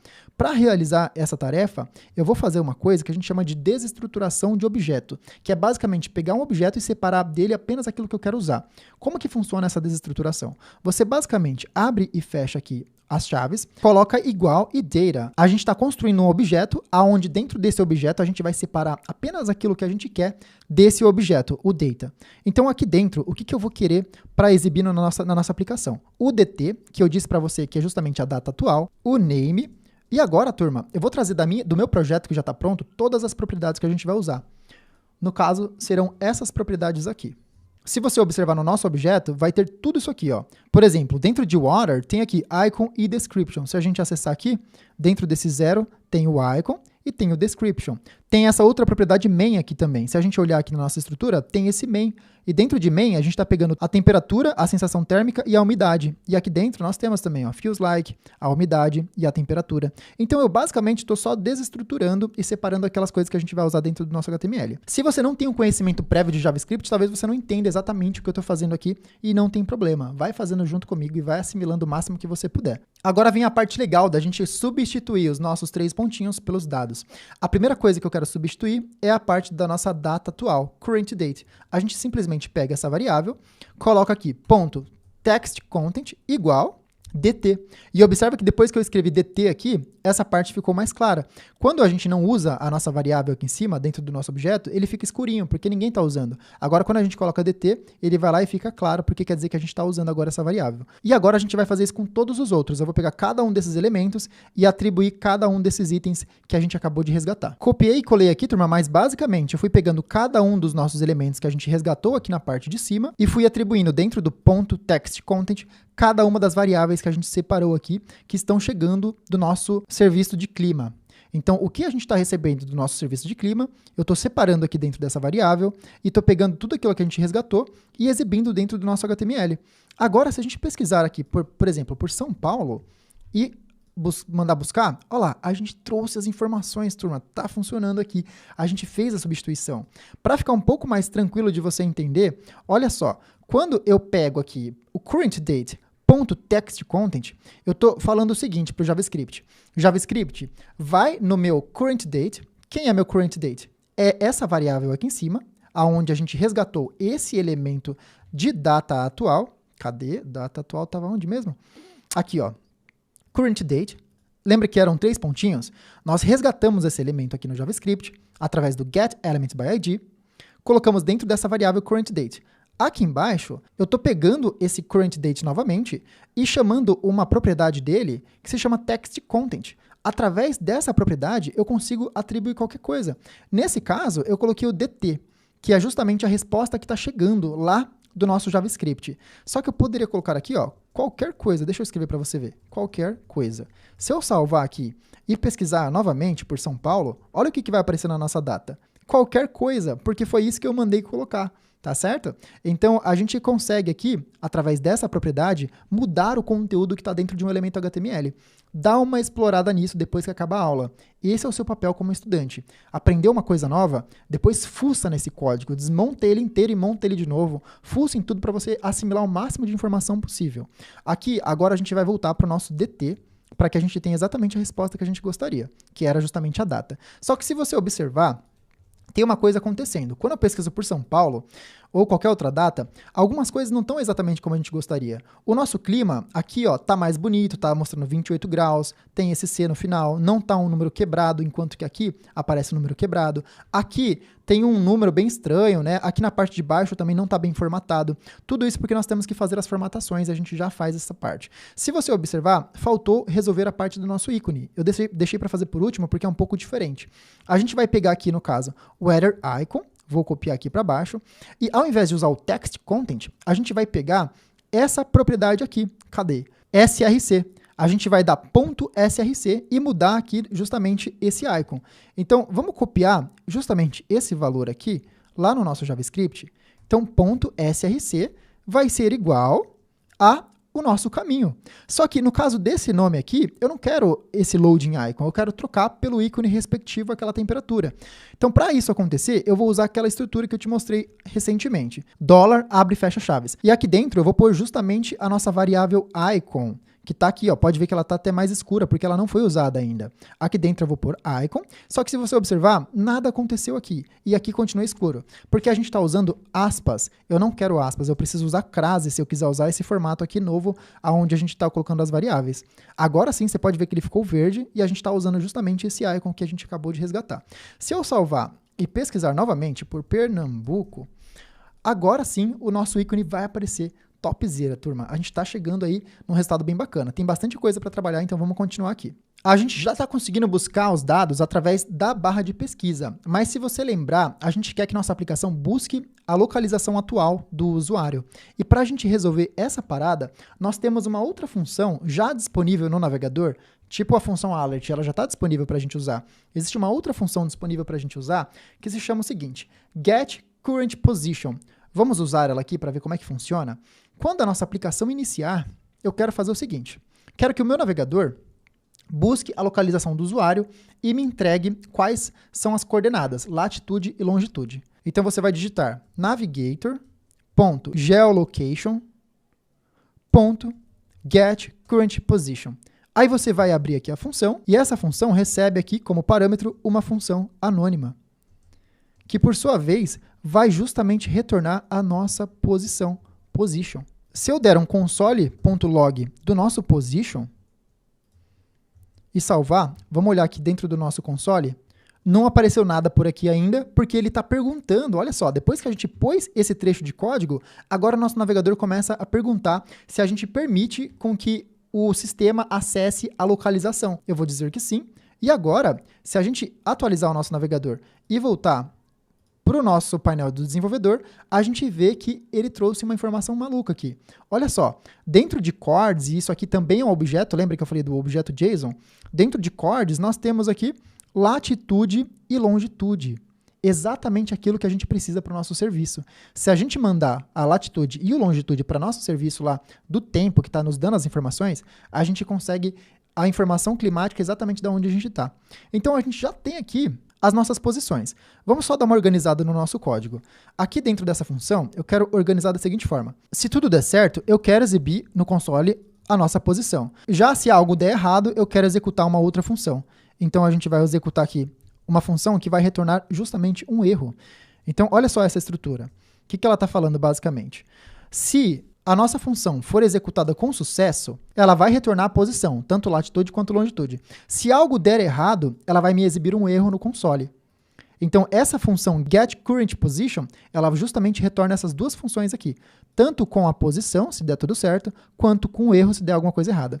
Vamos simular um erro? Digamos que o usuário acesse o nosso site e ele não permita com que a localização seja visível. Se eu colocar aqui no block, na hora que ele pergunta a localização atual, eu bloquear, ele vai me dizer um erro aqui, ó. Dentro do console, porque a gente usou o console.error, ele está falando, ó, o usuário negou a geolocalização.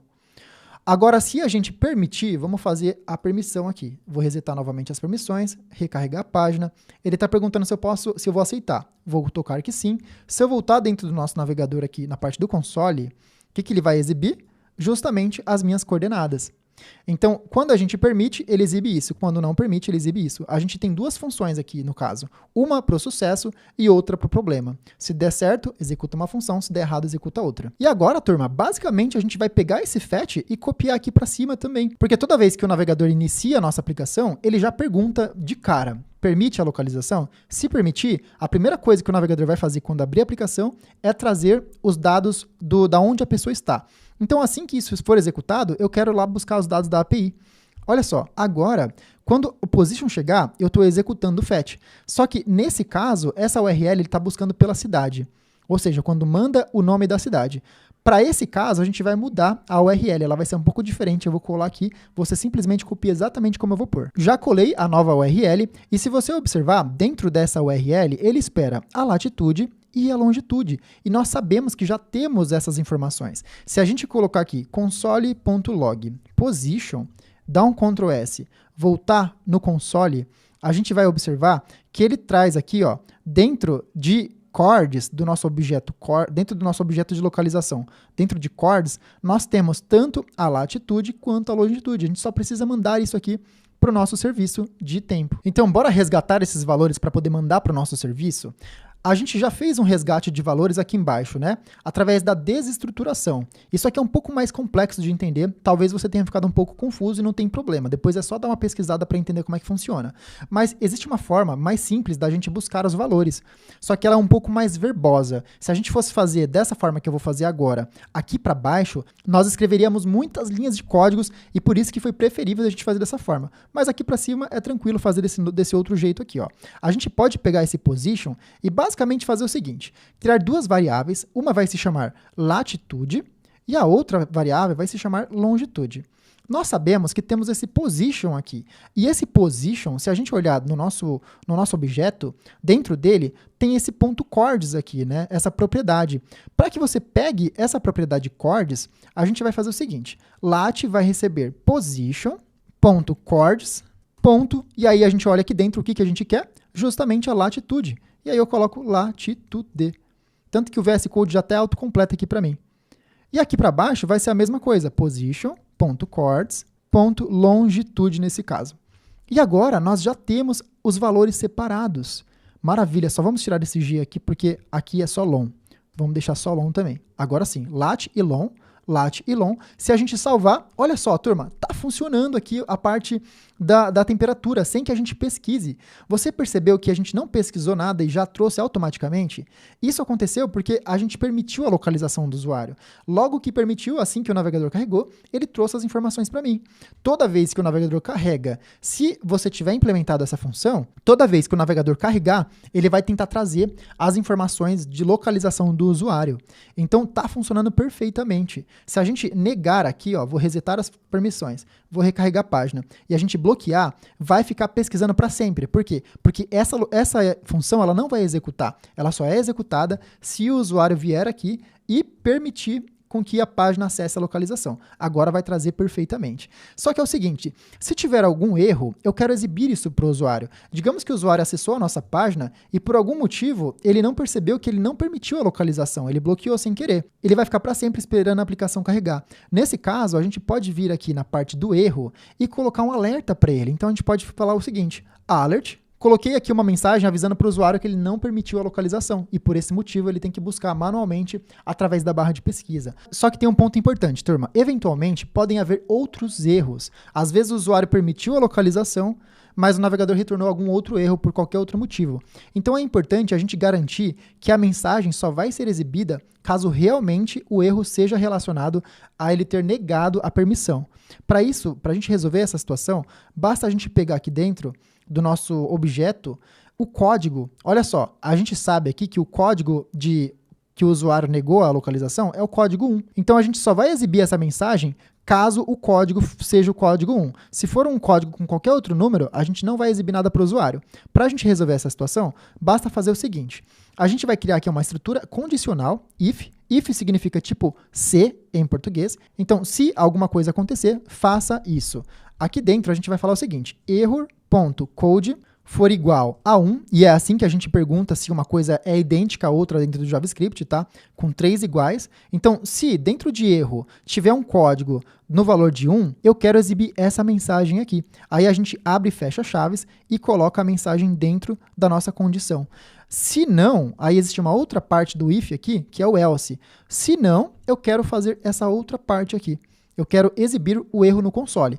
Então, basicamente, a gente está fazendo o seguinte. Se o erro tiver o código número 1, quer dizer que o usuário negou a localização. Nesse caso, eu quero exibir esse alerta. Caso seja qualquer outra coisa, apenas exiba o erro no console. Então, a gente garante que o usuário só vai receber essa mensagem caso realmente ele tenha negado a permissão. Se tiver qualquer outro erro no meio do caminho, aí a gente não mostra nada para o usuário, porque seria um erro mostrar para o usuário uma mensagem que está bloqueada a localização, sendo que, na verdade, às vezes é um outro erro nada a ver. Então, agora, toda vez que o usuário atualizar a página dele, ele vai receber essa mensagem, até que ele permita. Então, bora resetar aqui as configurações do navegador para ele perguntar novamente e a gente permitir a localização. Para você fazer isso, só você clicar nesse íconezinho aqui, toca em Reset Permissions, e aí você recarrega o seu navegador. Clica em Reload. Aí ele vai recarregar, vai perguntar novamente e você pode permitir. E agora tudo vai funcionar normalmente. Agora, turma, está tudo funcionando. Se a gente pesquisar aqui por São Paulo, vai trazer as informações corretamente, e quando o usuário recarrega a página, traz ali exatamente a informação que a gente quer a respeito do clima. Só tem uma coisa, turma, quando a gente pesquisa por uma outra cidade, por exemplo, Belo Horizonte, e a gente clica aqui, o nosso ícone tem que mudar. Ele tem que voltar para aquele ícone de pesquisa até que chegue a resposta da API. Se eu tocar aqui agora, observa, vai ser rápido, então você tem que ser bem atento. Quando eu tocar, o nosso ícone não vai mudar. Ou melhor, ele vai mudar apenas quando chegar a resposta. E eu não quero isso, eu quero justamente que ele apareça que está carregando. Então, eu não quero esse comportamento aqui. Eu quero que, enquanto está buscando a resposta da API, aquele ícone de loading apareça. Para resolver esse ponto, na hora que faz aqui ó, o getSituator, a gente simplesmente vai fazer o seguinte. Vamos copiar aqui essa linha que está justamente fazendo a alteração do nosso SRC. Lembra dessa linha onde a gente pega o SRC e muda para o nome que está de acordo com a nossa imagem daquele clima? Então a gente copia essa linha aqui e toda vez que o usuário fizer uma pesquisa de uma nova cidade, ele vai pegar e vai colocar para a gente o loading icon. Loading icon. O que vai acontecer nesse caso? Quando o usuário fizer uma pesquisa, quando ele toca no botão pesquisar, essa função é executada. Quando essa função for executada, ele vai pôr o nosso ícone de pesquisa. Independente do resultado, ele vai pôr o nosso ícone de pesquisa. Porque quando chegar a resposta da API, quando a API nos responder, ele vai substituir novamente pelo ícone. Ou seja, o usuário fez a pesquisa, vai colocar o ícone de pesquisa. Só que assim que a resposta chegar da API, ela vai ser novamente modificada pelo ícone em questão. Então isso aqui faz com que o comportamento que a gente está comentando funcione. Se eu pesquisar novamente por Belo Horizonte, agora ele aparece lá, se você observar, o íconezinho de pesquisa. E agora a gente vai começar a formatar os nossos dados, turma, porque você pode ver que está tudo errado aqui, né? Tá tudo estranho. Esse formato de tempo é um formato que se chama epoch. É um formato que ele existe para computadores. Os computadores o entendem, mas a gente precisa converter esses números aqui para uma coisa que o ser humano entende. E a gente vai fazer isso agora, tá? Seguinte, vamos criar uma função que vai se chamar formatDate e que vai receber como parâmetro um epoch time. Bora construir uma variável que vai se chamar date. E nessa variável, a gente vai usar um recurso do JavaScript que nos permite construir uma data através de um epoch. É uma função do JavaScript que consegue interpretar essas datas diferenciadas. A gente basicamente vai pegar esse epoch time e multiplicar por 1000. Eu não vou entrar no detalhe sobre isso que eu estou fazendo, mas basicamente a gente está fazendo transformações naquele formato doidão aqui para o formato que a gente quer, que é um formato que o ser humano entende. Essa função precisa retornar essa data. Vamos fazer o seguinte, return date. Agora a nossa função, quando ela for executada, ela vai converter o nosso epoch, que é um formato de data que só a máquina entende, para um formato humano e vai retornar essa data. Esse termo aqui que você viu agora, ele serve para retornar uma informação da função. E agora a gente vai executar essa função formatDate aqui em cima, na parte do currentDate. Eu quero formatar a data que nós estamos recebendo da nossa API. Então, eu quero mandar aqui para dentro da nossa função justamente esse epoch time e quero que minha função retorne aqui a data formatada. Se a gente salvar e esperar que os dados voltarem da API, olha só, a gente vai ter aqui uma coisa muito mais humanizada, né? Então, nós temos a nossa data em inglês. Vamos fazer mais algumas configurações para que nossa data fique da forma que a gente quer. Que se você lembrar aqui na nossa referência, é justamente desse jeito. Hoje, vírgula, número e o mês. A gente vai pegar aqui o nosso date e aplicar uma outra função do JavaScript para ir transformando aqui a nossa data até a gente alcançar o resultado que a gente quer. Existe uma função que se chama toLocalDateString. Essa função aqui, turma, ela basicamente vai pegar essa data que está nesse formato e transformar no formato que a gente quer. Só que para que isso aconteça, nós temos que dar algumas configurações para ela. A gente vai dar alguns parâmetros aqui, passar alguns parâmetros pela função, e aí depois que ela ser executada, ela vai devolver o valor. E aí eu posso pegar esse valor e retornar aqui embaixo. Então, para que eu possa devolver esse valor, eu posso criar uma outra variável aqui, formatedDate, que seria data formatada em inglês, e aí nós vamos receber justamente essa função sendo executada. E aqui dentro, a gente vai mandar alguns parâmetros. Quais são esses parâmetros? O primeiro deles é o idioma que eu quero a minha data, PTBR. Se a gente pegar essa variável e ao invés de retornar o date, porque olha só, a gente está retornando esse date. Eu não quero retornar esse, eu quero retornar esse novo, porque esse representa essa data. Agora a gente está fazendo novas transformações, então eu quero retornar essa nova aqui. Se a gente salvar, vamos ver o que vai aparecer. A gente trouxe uma data num formato muito mais ideal aqui para o Brasil, né? Só que tem mais algumas coisas que eu quero fazer. Os próximos parâmetros a gente vai mandar dentro de um objeto. Lembra dessa estrutura aqui que a gente está usando bastante, que a gente chama de objetos, né? Aqui dentro a gente vai pôr mais algumas opções de formatação. Primeiro, eu quero dizer que o mês precisa ser retornado no estilo long, ou seja, eu quero que o mês apareça por extenso, escrito. E por fim, o dia eu quero que seja retornado no tipo numérico. Se a gente olhar aqui como que ele vai ser traduzido, né, pra gente, olha lá, 26 de janeiro. A gente converteu dizendo que o mês tem que ser do tipo escrito e o dia tem que ser do tipo numérico. E nós já temos aqui a nossa data. E para finalizar, turma, a gente vai fazer o seguinte. Abrir aqui as nossas crases. Eu vou escrever o texto hoje, vírgula. E aqui eu vou abrir o nosso dólar, colocar entre chaves a nossa data formatada. Assim, ele está juntando esse texto com essa variável. E se a gente somar aqui, olha como é que vai ficar o resultado. Exatamente como o esperado, exatamente como a gente quer. E agora nós temos mais uma formatação para fazer, que é essa parte do tempo. Olha só, aqui embaixo, no Sunset Sunrise, ele está mostrando vários números aleatórios. Para a gente resolver esses números aqui que só a máquina entende de tempo, a gente vai criar mais uma função para formatar essa data. Então eu vou tirar esses espaços aqui e criar uma nova função que vai se chamar Format Time. Aqui a gente também vai receber um epoch time. E a gente vai executar essa mesma linha aqui na parte de baixo também. Quero transformar aqui o meu epoch time numa coisa humanizada. Só que aí fica aquele formato todo em inglês, todo diferente. E aí a gente vai continuar fazendo algumas transformações para retornar apenas as horas e os minutos. Para a gente resolver essa parada, vamos criar aqui uma variável que vai se chamar hours igual date.getHours. Abre e fecho. Aqui uma outra variável para a gente armazenar os minutos. Date.getMinutes. Abre e fecho aqui também. Uma coisa que eu não falei é que você pode ou não pôr um ponto e vírgula no final de cada linha, tá? Eu geralmente não ponho, mas aqui eu estou meio que misturando, mas você não precisa exatamente pôr, você pode deixar sem o ponto e vírgula no final da linha do código. E aqui a gente vai retornar aquela mesma estrutura que a gente fez aqui em cima, com crases, pegando aqui as nossas horas, 2 pontos, e por fim, os nossos minutos. Já temos aqui o nosso format time funcionando, basta a gente copiar agora essa função e executar ela antes de colocar os tempos aqui nesses dois carinhas. Então a gente coloca aqui format time sunrise e format time sunset. Dando um Ctrl S, a gente vai ver aqui. Agora sim, turma, olha lá, a gente conseguiu formatar aquele número doido para um número que a gente entende. Turma, essas duas funções contemplam vários conceitos que talvez para você esteja um pouco difícil de entender. Talvez algumas linhas aqui você esteja olhando e falando, cara, eu não entendi exatamente o que está fazendo aí, eu não sei como é que isso funciona. E é super normal se sentir assim, tá? Eu não estou explicando de fato, no detalhe, como cada uma dessas funções funcionam, porque senão essa aula levaria muito tempo. Então faz parte você ficar um pouco desconfortável. O que importa é você entender como funciona mais ou menos. Opa, eu entendi que aqui, isso aqui está fazendo uma transformação em cima da data. Você entendendo por cima, mais ou menos como é que funciona, agora é só se aprofundar.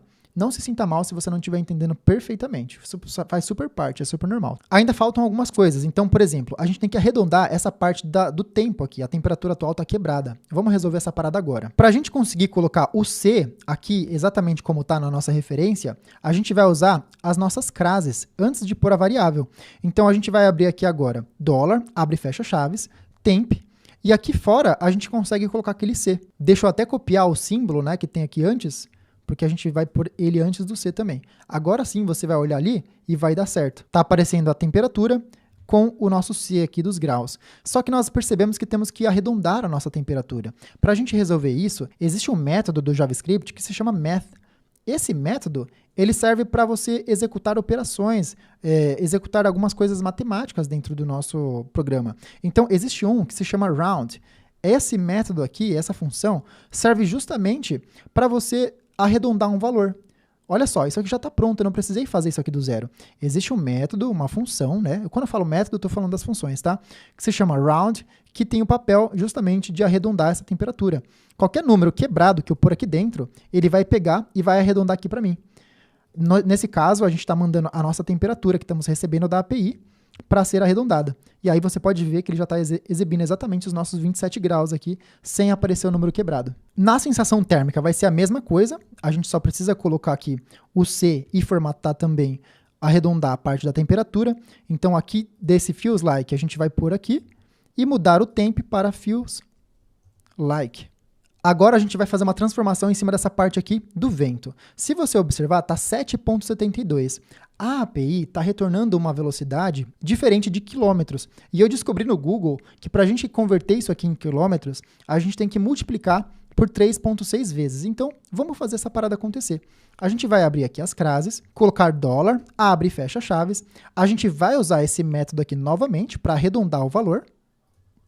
Colocar aqui o nosso speed, só que nós vamos multiplicar por 3,6. E agora sim a gente tem a nossa velocidade em quilômetros, igual nós temos aqui na nossa aplicação de referência. Para eu descobrir isso aqui, turma, eu precisei pesquisar no Google, tá? Para eu descobrir que tinha que multiplicar por 3,6. E aqui, depois da nossa variável, a gente vai escrever km. E nosso vento está certinho. Essa parte da umidade já vem no formato correto, a gente só precisa pôr a porcentagem no final. Então a gente vai abrir as crases aqui, colocar dólar, abre e fecha chaves, coloca aqui a nossa variável de umidade e, por fim, aqui depois da variável, a gente põe porcentagem. Assim a gente vai ter o formato que a gente quer. Turma, a gente basicamente terminou já o nosso JavaScript, a nossa aplicação está funcionando perfeitamente. A última coisa que eu vou fazer aqui é somente abstrair, retirar essa parte do código e colocar numa outra função para ficar bem organizado. Então, a gente vai criar uma outra função que vai se chamar o seguinte: get current location weather. E essa função aqui vai ser responsável por buscar a temperatura no momento que o usuário carrega a página. A gente não criou uma função que busca a temperatura através de uma pesquisa? Vamos criar também essa função aqui que busca a temperatura através da localização do usuário. A gente só vai tirar esse código daqui de cima, esse fetch, pôr ele aqui embaixo. Assim a gente separa a responsabilidade. A responsabilidade de buscar a temperatura aqui nesse caso fica por conta dessa função. E aí a gente executa essa função aqui em cima. Eu vou até apagar esse position, que não precisa mais.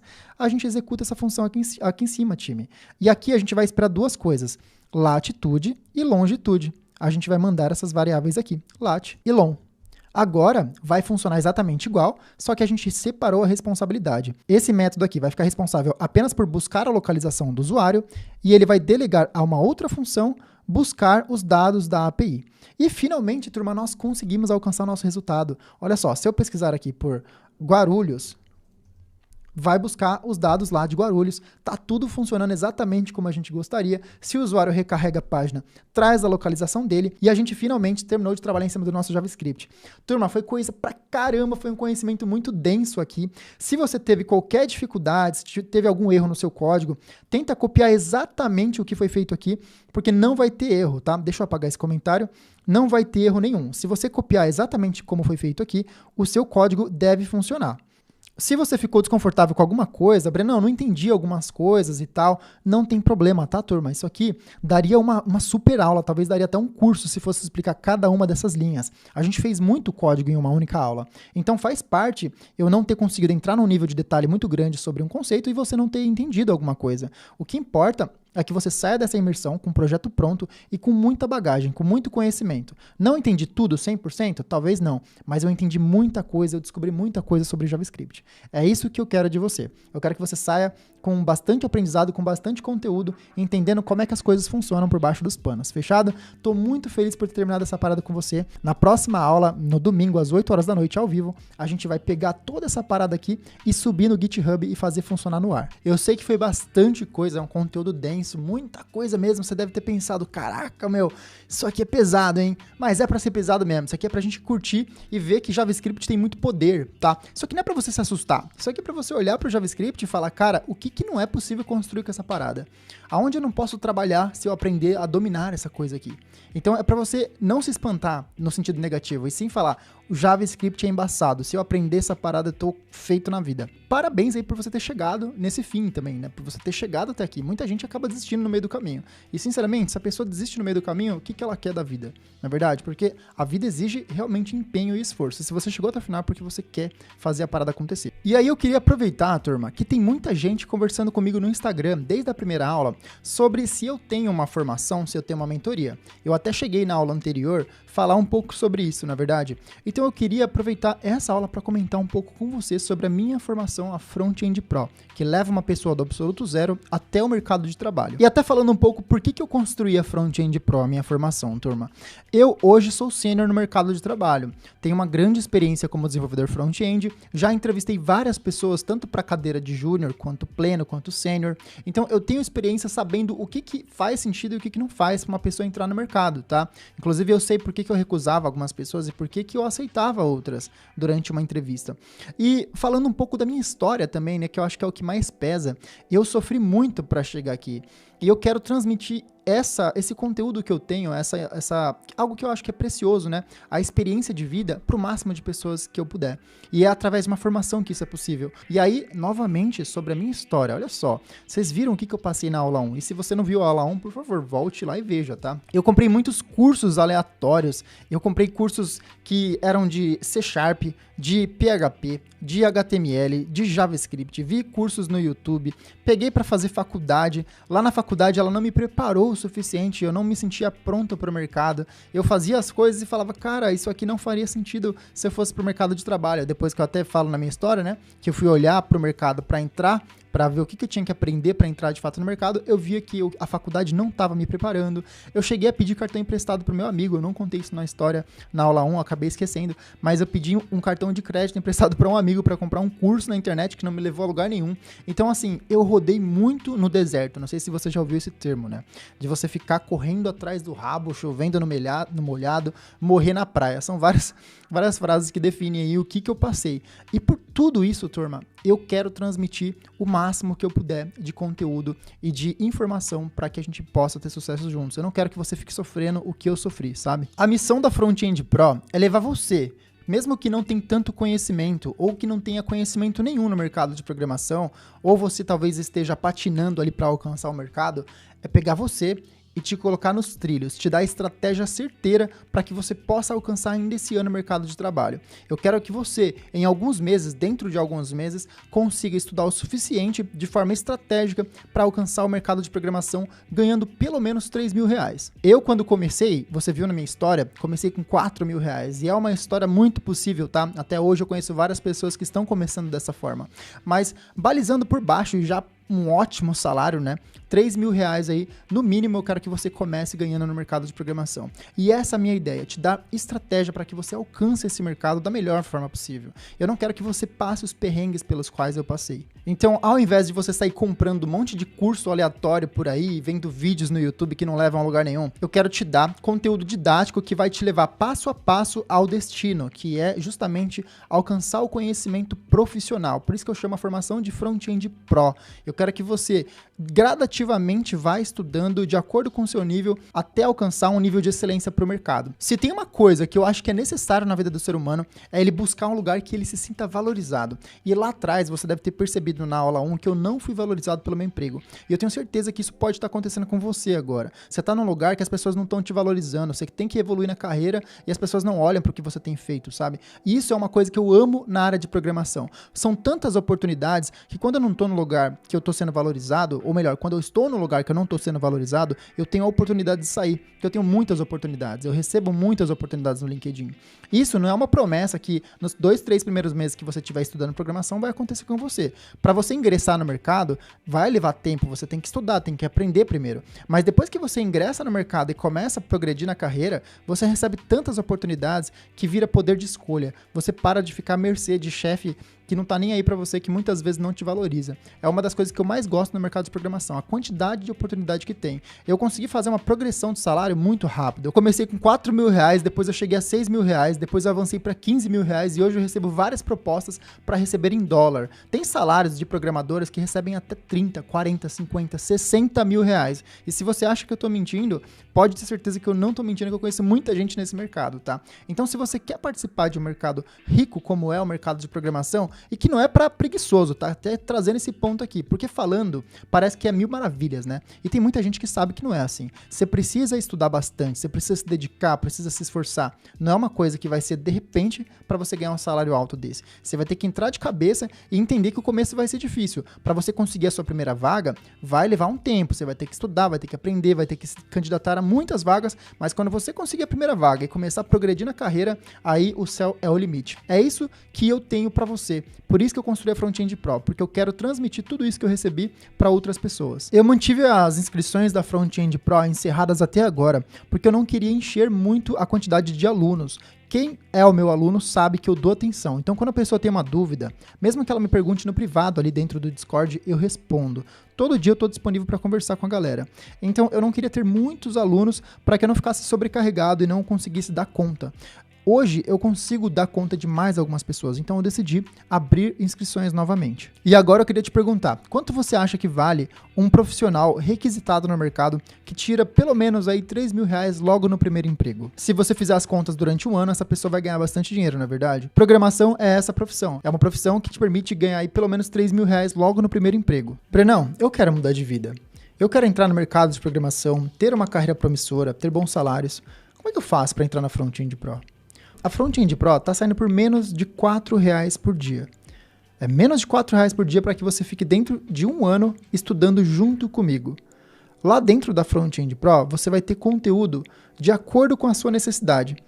Conteúdo suficiente para te levar do absoluto zero até o conhecimento que o mercado espera de você para o primeiro emprego e até mesmo para progredir na carreira. Dentro da Front-End Pro, você também vai ter acesso aos alunos, pessoas que estão na mesma jornada que você, que estão em busca ali de um emprego, de entrar no mercado de programação. Também você vai ter acesso a mim dentro da comunidade. Todo dia eu estou ali para poder responder dúvidas e trocar ideia com a galera. Então, tudo isso por menos de R$4 por dia. A Front-End Pro custa R$1.397 à vista e você pode parcelar esse valor em até 12 vezes de R$139. Tem um detalhe bem importante, esse valor vai ser mantido apenas para essa turma, eu não vou conseguir segurar mais, então nas próximas esse valor vai aumentar. E como é que eu faço para garantir a minha vaga dentro da Front-End Pro? Como eu tenho um número de vagas limitado para essa turma, eu vou criar um grupo agora exclusivo do WhatsApp e vou disponibilizar um link aqui embaixo nessa mesma página para você acessar. Se você está realmente interessado e você quer fazer parte da Front-End Pro, então você entra nesse grupo agora. Dentro desse grupo VIP, eu vou liberar algumas vagas exclusivas no dia 30, segunda-feira, às 7 horas da manhã. Quem estiver lá dentro e somente quem estiver lá dentro vai ter algumas possibilidades exclusivas, olha só. As 10 primeiras pessoas que se matricularem na Front-End Pro vão ganhar uma consultoria totalmente individual comigo. As 20 primeiras pessoas que se matricularem na Front-End Pro ganharão 6 meses a mais dentro da formação. Lembrando que essa formação ela tem um tempo de 12 meses, que é mais do que o suficiente para você arrumar o seu primeiro cargo no mercado de programação, mas com 6 meses a mais você vai continuar evoluindo junto com a gente. Você vai ter uma garantia incondicional de 15 dias. Entrou na formação e não gostou, é só você pedir seu dinheiro de volta que eu te devolvo sem perguntar o porquê que você quer ir embora. E tem mais alguns benefícios para revelar, só que eu só vou revelar na nossa live no domingo às 8 horas da noite. Por que quem estiver dentro do grupo VIP vai ter mais exclusividade? Porque o link vai ser liberado lá com prioridade. A partir das 7 horas da manhã até as 8, o link de compra da Front-End Pro estará apenas dentro desse grupo. Então a possibilidade de você ganhar esse benefício é muito maior. Depois que eu liberar para o público geral que estiver fora desse grupo, aí pode ser que acabem as vagas que eu vou liberar aqui para essa turma da Front-End Pro. Então, se você quer fazer parte de quem é VIP, de quem vai estar dentro desse grupo com exclusividade, toca no link que está aqui embaixo, no botão, logo embaixo desse vídeo nessa página. Agora, a gente tem um encontro marcado no domingo, às 8 horas da noite, onde, primeiramente, a gente vai colocar esse projeto no ar para funcionar, porque agora ele está bonitão aí no seu computador, mas a gente precisa pôr ele para funcionar na internet, para que você possa mandar para outras pessoas, né? Então a gente vai subir o seu projeto no GitHub e depois a gente vai falar sobre LinkedIn. Então como é que você faz para ter um perfil matador lá no LinkedIn? Eu vou mostrar para você as vagas que eu tenho recebido para você ver como tem vagas nesse mercado. Vou falar também sobre mercado de trabalho, como é que as coisas funcionam dentro das empresas. Então como é que você atua, né? Como é que funcionam as demandas, as distribuições de tarefas, as equipes. Vou falar mais no detalhe como é que funciona o dia a dia de um programador. Vai rolar também o sorteio, então você não pode esquecer as suas senhas, deixa todas elas anotadas por aí. E por fim, você vai poder tirar dúvidas comigo. Eu vou estar disponível ali, é uma live ao vivo, então você pode me mandar mensagem e eu vou te responder na mesma hora. Fechado? Tem muita coisa para rolar no domingo.